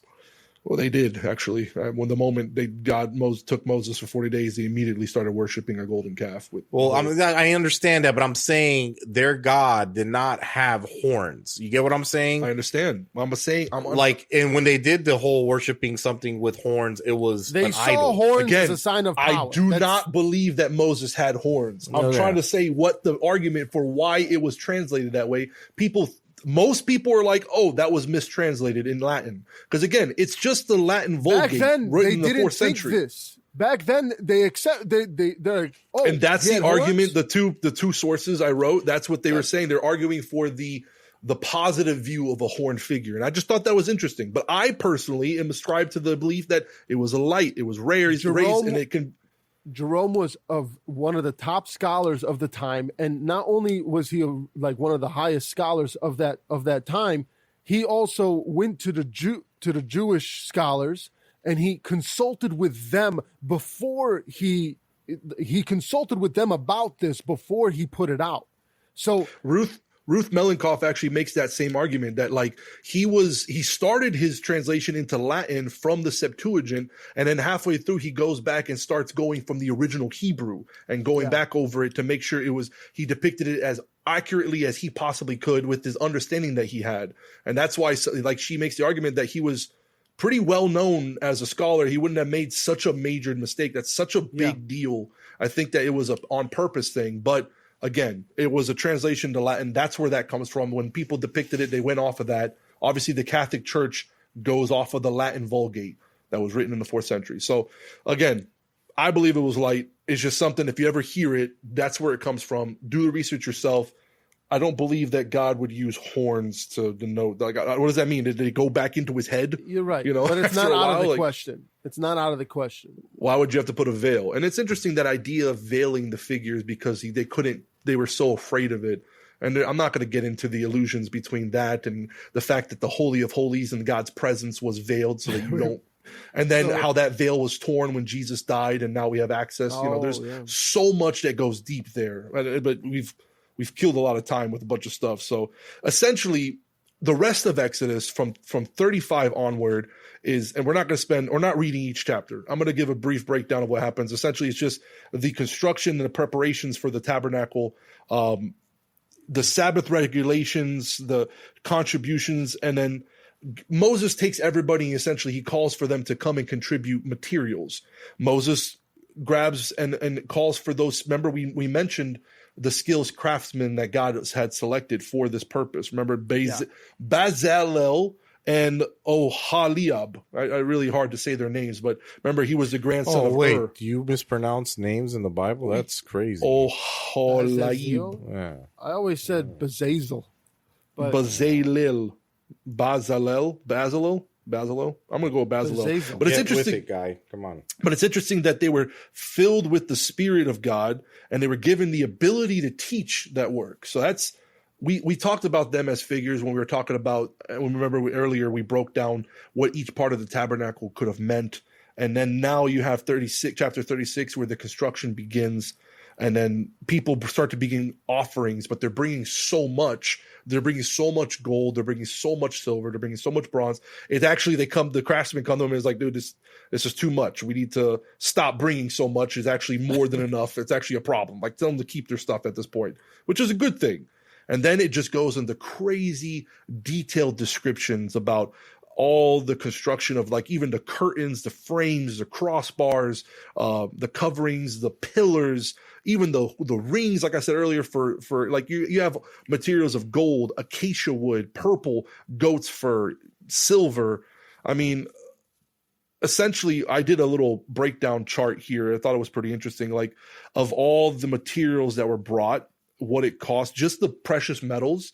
There was 29 talents of gold and 730 shekels.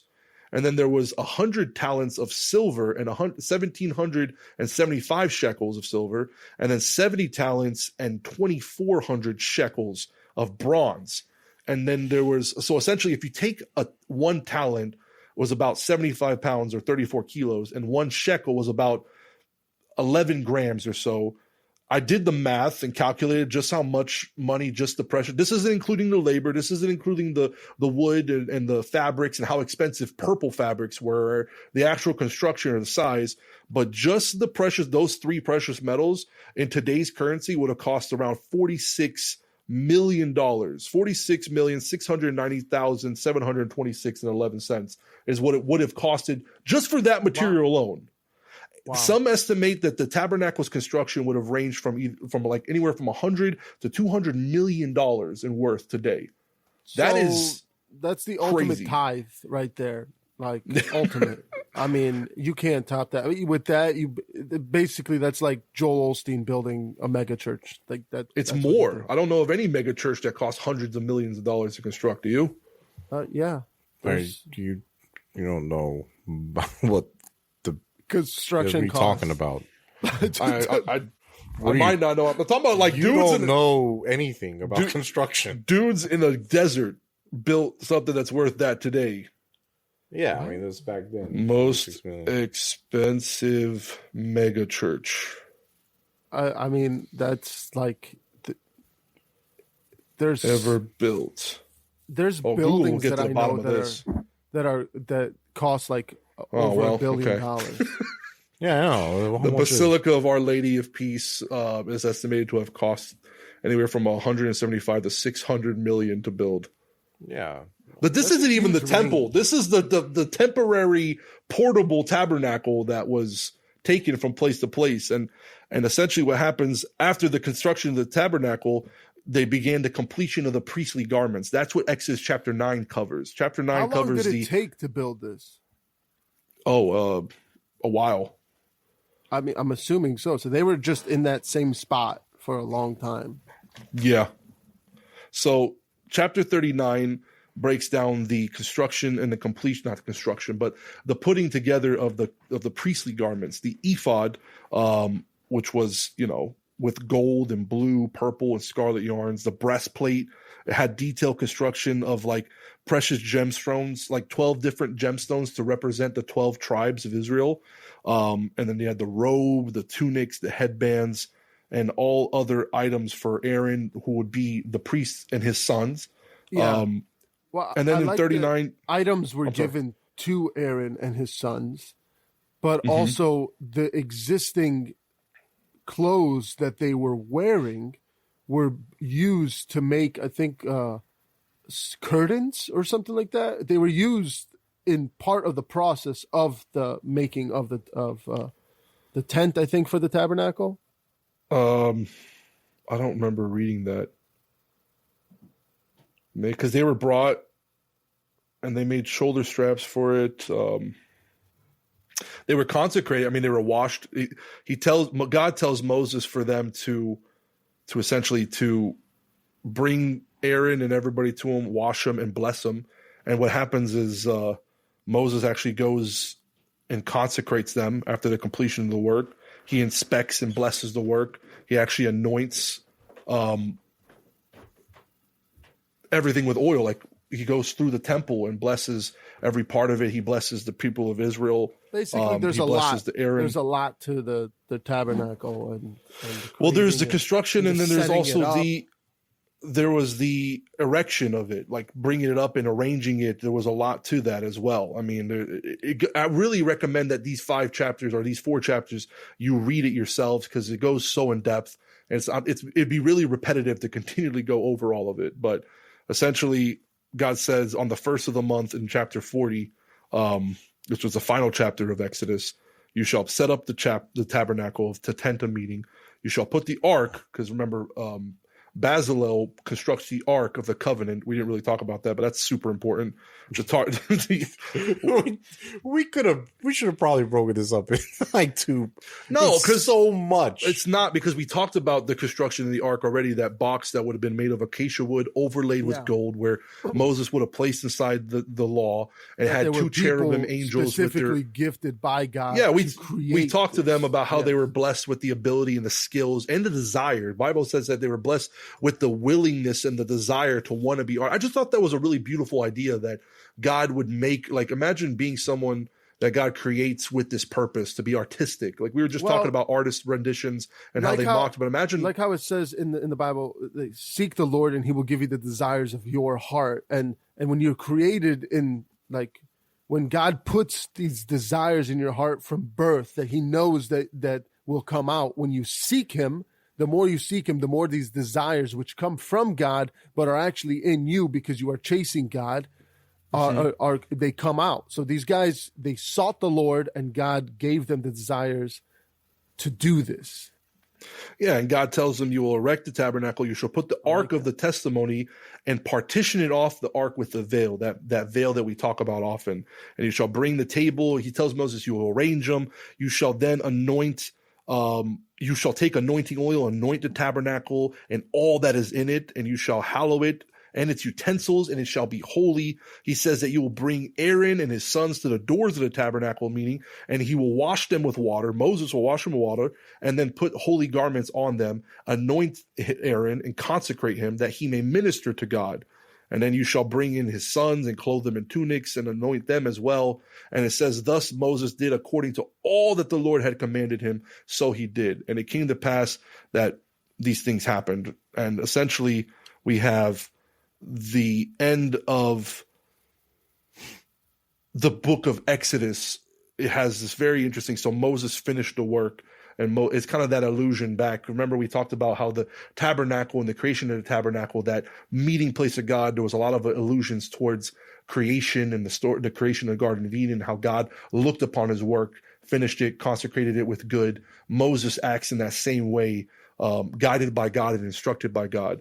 And once all the work was finished, God comes down. And Nathan, if you want to finish off the book of Exodus, reading verses 34 through 38, we'll see how God responds to all his instructions being followed. Then the cloud covered the tabernacle of meeting, and the glory of the Lord filled the tabernacle. And Moses was not able to enter the tabernacle of meeting because the cloud rested above it, and the glory of the Lord filled the tabernacle.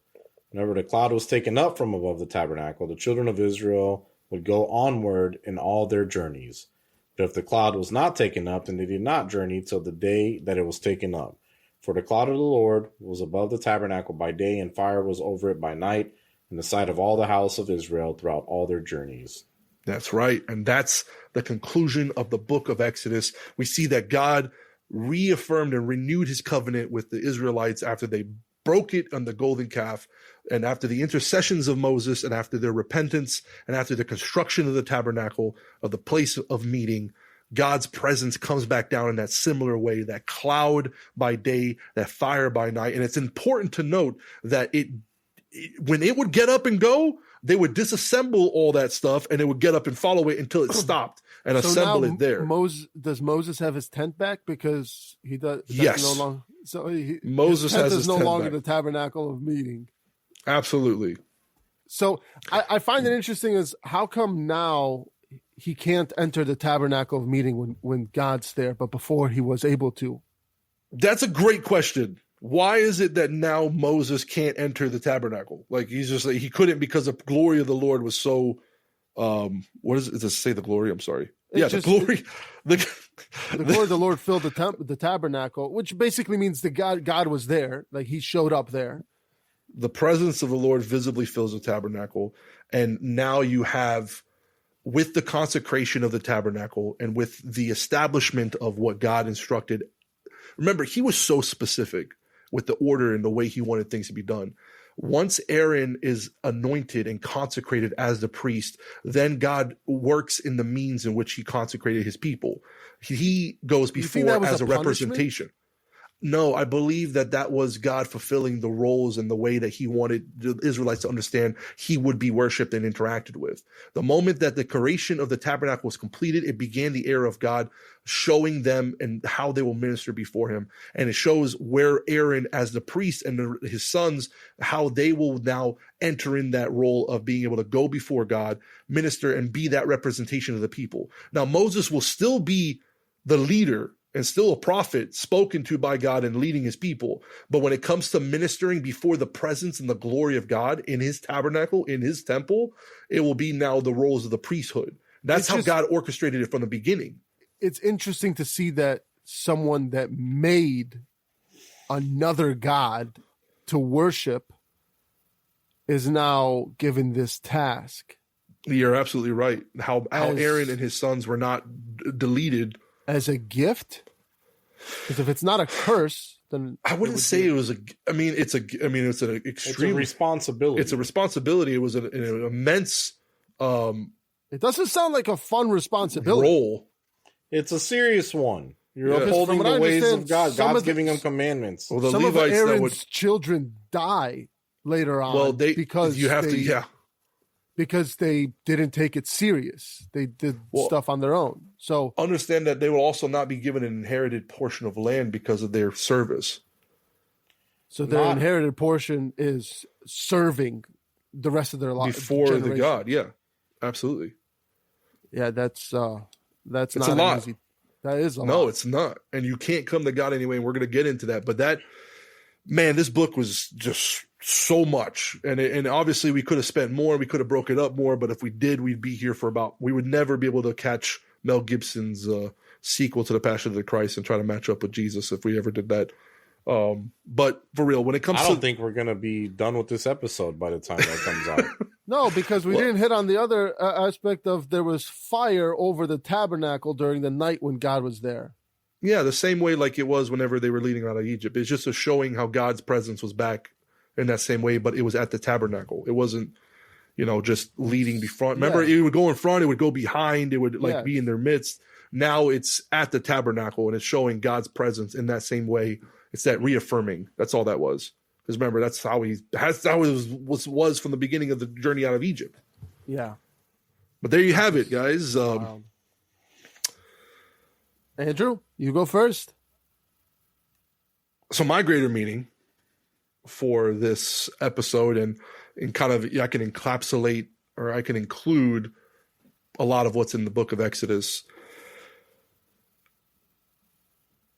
Whenever you go before God and you've made a mistake, right? Or you feel like you're not worthy, or you feel like, you're deserving of judgment.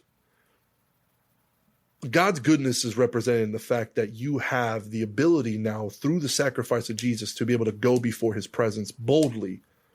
When I look at the story of Moses and I look at the story of the Israelites and how God's presence was so important, and I look at the rest of the stories of the Bible, you see David sinned, and when he sinned with Bathsheba, one of the things that he feared the most was he called out to God. He said, Lord, don't take your spirit from me. Don't take your presence from me. I saw what that was like with Saul whenever he sinned, and you took that away from him.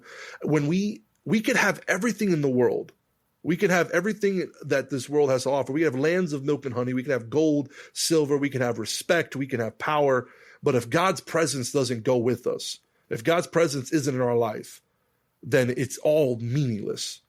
And Moses really showed the importance of that. And when we make a mistake and when we have broken that covenant, broken the law, we fall into sin, we have that benefit, like we said earlier in the episode, that hindsight of being able to look towards Jesus and the sacrifice that he has to anoint us and to cleanse us and to allow us the access to be able to go before the throne. And that veil that they just put up in the tabernacle, that veil that they'll put up in the temple, that veil is torn from the bottom to the top, and we have access before God's presence through the sacrifice of Jesus Christ. And it's never been more evident, and I've seen more depths of Jesus' presence in the Old Testament throughout the book of Exodus than I ever thought I would. Josh?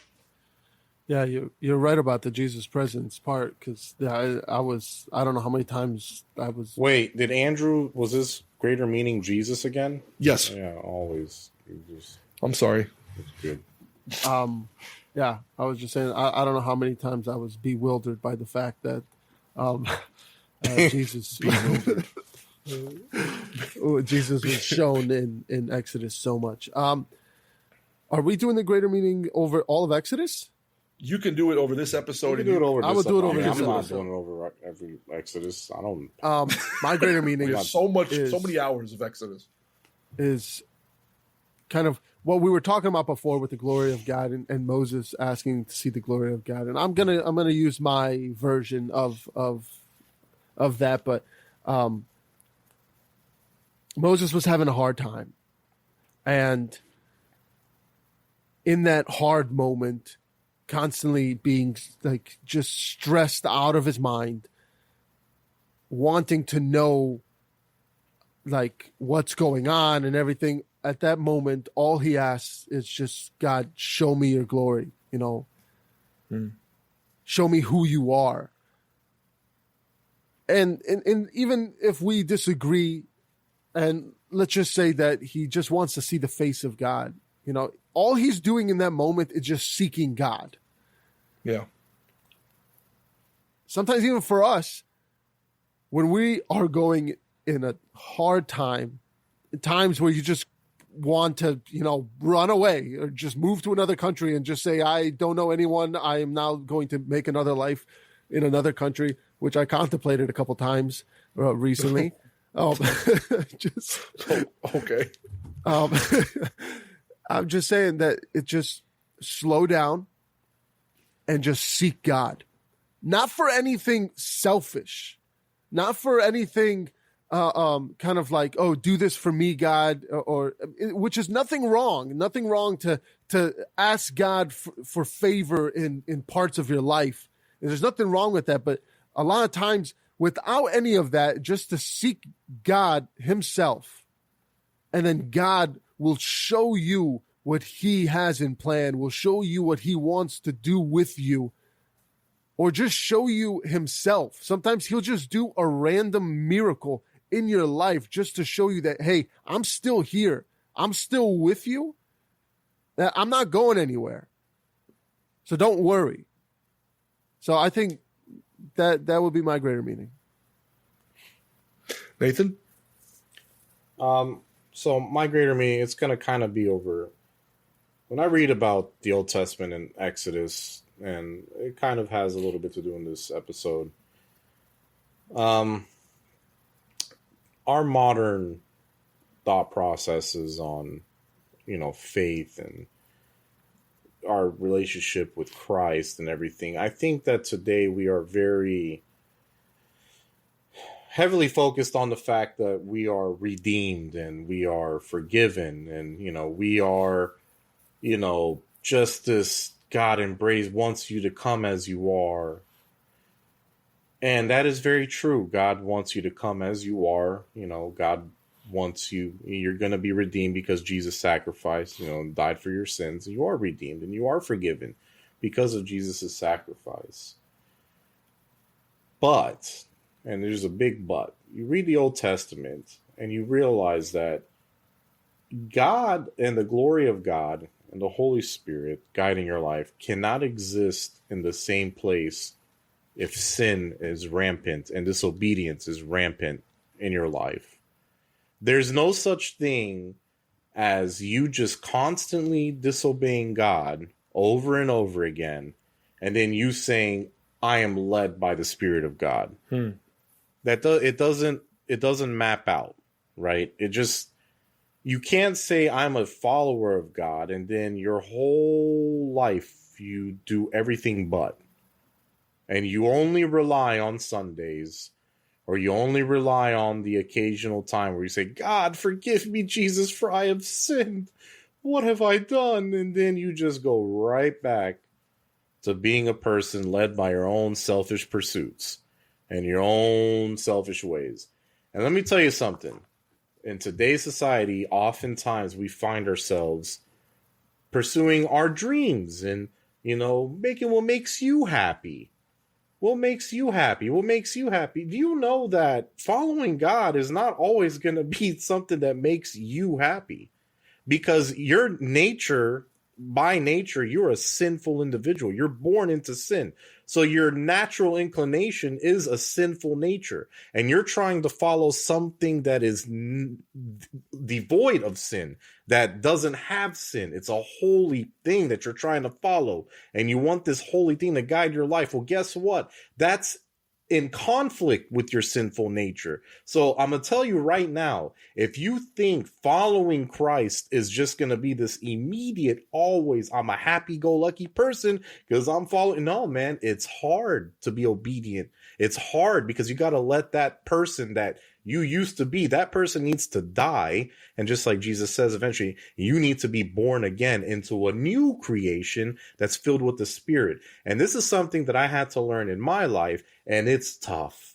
It's hard. It's not easy. It's a lot of self-reflection and looking like, God, I know I'm wrong here. But I like my biggest problem, and I'll be very, very honest with like everybody, that's listening. My biggest problem in my life was that I loved the world. Oh, I loved the world so much. I loved everything about being worldly, right? And I can never truly love Christ the way I should. And it took many, many, many years for me to finally realize that I got to let go of me to let Christ in. And that's what I read. When I read Exodus, it's like the Israelites, yes, they love the things God can do for them. And God does miraculous things. And then it's like they're relying on the next miracle to be their redeeming point. But they forgot that they need to be obedient. That's the most important part. And being obedient, sometimes you have to go against your own nature to obey God, because God is holy and you're not holy. No matter what you do in this world, you're never going to be holy. There's nothing you can do to make yourself holy. Only Jesus' blood on the cross can make you holy. The only reason you're getting into heaven is because of Jesus' sacrifice on the cross. Not because you're holy, not because you're good, not because you're kind, not because you go to church, not because you sing in choir, not because you have a Bible podcast. This Bible podcast is not going to save me, Andrew, and Josh. What saves me, Andrew, and Josh is the blood of Jesus Christ and us repenting of our sins. So that's my greater meaning. Wait, are you saying that your greater meaning is Jesus? Yes, it is. In a sense. In a sense, yes. It's not only Jesus, it's actually obeying Jesus's commandments. Nathan, and, you know, they need to give you the microphone more often at the church. If Where, not just at my more church? often, just in general. oh, Well, we gave him a microphone here. This is why we do this, so that he can reach all of our listeners, which are quite a few at this point. And we really appreciate everybody that listened. We really appreciate you guys for following us on this journey. We have officially gone through 3 whole books of the Bible. I honestly, I didn't think we'd make it this far. Dude, So I mean, I'm I'm blown away by the support we have so far. It's so awesome. The fact that, 3 whole I really books. enjoy it, even though we don't all live together and Josh doesn't even live in the same state. Woo! I think it's great. It always works out, planning and getting together. It would be when we all weird have our if we own all busy lived schedules. together. I think that day will come one day. We'll all Yeah, we live all just- together. Not in one house, but like That's what I thought. I was like, wait a minute. I think we're all gonna live in the same area one day. You never know. where Only life way that takes you. happens is if Josh moves here. I don't see or that if happening. we move there. Hey, That'd be incredible. You never know. You don't ever know, but And by there, I mean we're all gonna move somewhere together differently. yes, this is 2 books down. 3. Now we're 3. gonna get into 3. Leviticus, guys. We have Oh my- 3 Woo! books. What do you mean? I always Genesis, pronounce Exodus, it and Job. Leviticus. So everybody, Oh, it's yeah. funny because we're Job. recording this at the beginning of the year. This episode is like, people usually at the beginning of the year. We're not doing resolutions, dude. No, I'm not saying we're doing Oh, resolution, but I'm I'm just saying telling you right now. people making I resolution want to to. hear about you go to the gym. or Can I something. finish my Yeah. sentence, Nathan? All right, go. People use their resolutions to always say, like, I'm going to read the Bible. I'm going to read it from beginning to end. And everybody always goes real strong through Genesis and Exodus. And then, like, they hit Leviticus and they usually just stop. It's like, this is dense. This is tough to read. So this next, we'll probably do the whole book of Exodus or Leviticus in one episode. This next episode, the book of Therefore, Leviticus. Andrew thinks it's a boring book. No, not at all. Well, But it's a watch lot it- of rules, watch it be a lot of ordinances. 5-part. It's book. definitely not going to be. I already have the Just outline of the watch. book written and the notes. It's really going to be a lot of. We're going to pick a few We're main gonna be points. on Nahor. No, not Nahor. On the 2 sons of Aaron. Some interesting things happen. It's going to be great. I can't wait for you guys to join us there. Thank you so much for listening up to this point. Joshua, son of Nun. That's not None as in no one. It's NUN as in none, like a We like get a it. nun. I don't know how many times we have to explain it, but we get it. we got to make sure that people get it at this point. If Nathan they've really listened wanted to this make sure. long, if they've listened Yeah. this long, but if they even if a listener just tapped in and started listening to the very end of an episode, dude, honestly, just stop listening because that's weird. All right. Now we're going to talk about what we really want to talk about. Get out of here, guys. Yeah. Like, Anyway, thank you guys for Fiji water listening. is not Remember good to for follow Fiji. us. If TikTok is still a thing, we follow us on TikTok, Facebook, Instagram, YouTube. The We're all- rain is making the frogs gay. What was that? That was weird. We've been trying to make a bigger social media presence. Follow us on all those platforms. Helps us tremendously. If you like what you hear, like, follow, subscribe. Make sure to give us that 5-star review. And email us your greater meaning and some things maybe that we missed or maybe we got wrong or completely we're just off the rails. Greater Meaning Podcast at gmail.com. That's Greater Meaning Podcast. As always, I'm Andrew. Nathan, you have anything to say? Thank you for listening, everybody. You know what I'm talking about. If you email us, Merch. we will respond. Wait, do we have merch? Don't we have stickers? We officially have merch. If you guys, and I'm going to do this for a limited time, you email us 20 your greater stickers meaning, you got. you will get a limited edition Greater Meaning Podcast sticker for free. If you email us. Andrew spent more on Girl Scout cookies this year than he did on those stickers, by the way. Listen, 1 year I spent almost $1,000 on Girl Scout cookies in one buy. Yeah, I remember that. You bought so many Girl Scout. Why I did you do that? still have a couple boxes of This those is ridiculous. lemonade. I think you spent like $700 on Girl Scout cookies. And you I bought like 4 boxes recently. I haven't bought Girl Scout cookies, honestly. Anyway, Well, we got to get off this coworker made me episode. buy. Thank you guys for listening. Wait to hear you guys we can't wait to see you guys on the next episode. Or Have a hear wonderful you. rest of your day, night, morning, whatever it is. Good night. Yeah. Bye. Bye. Ciao.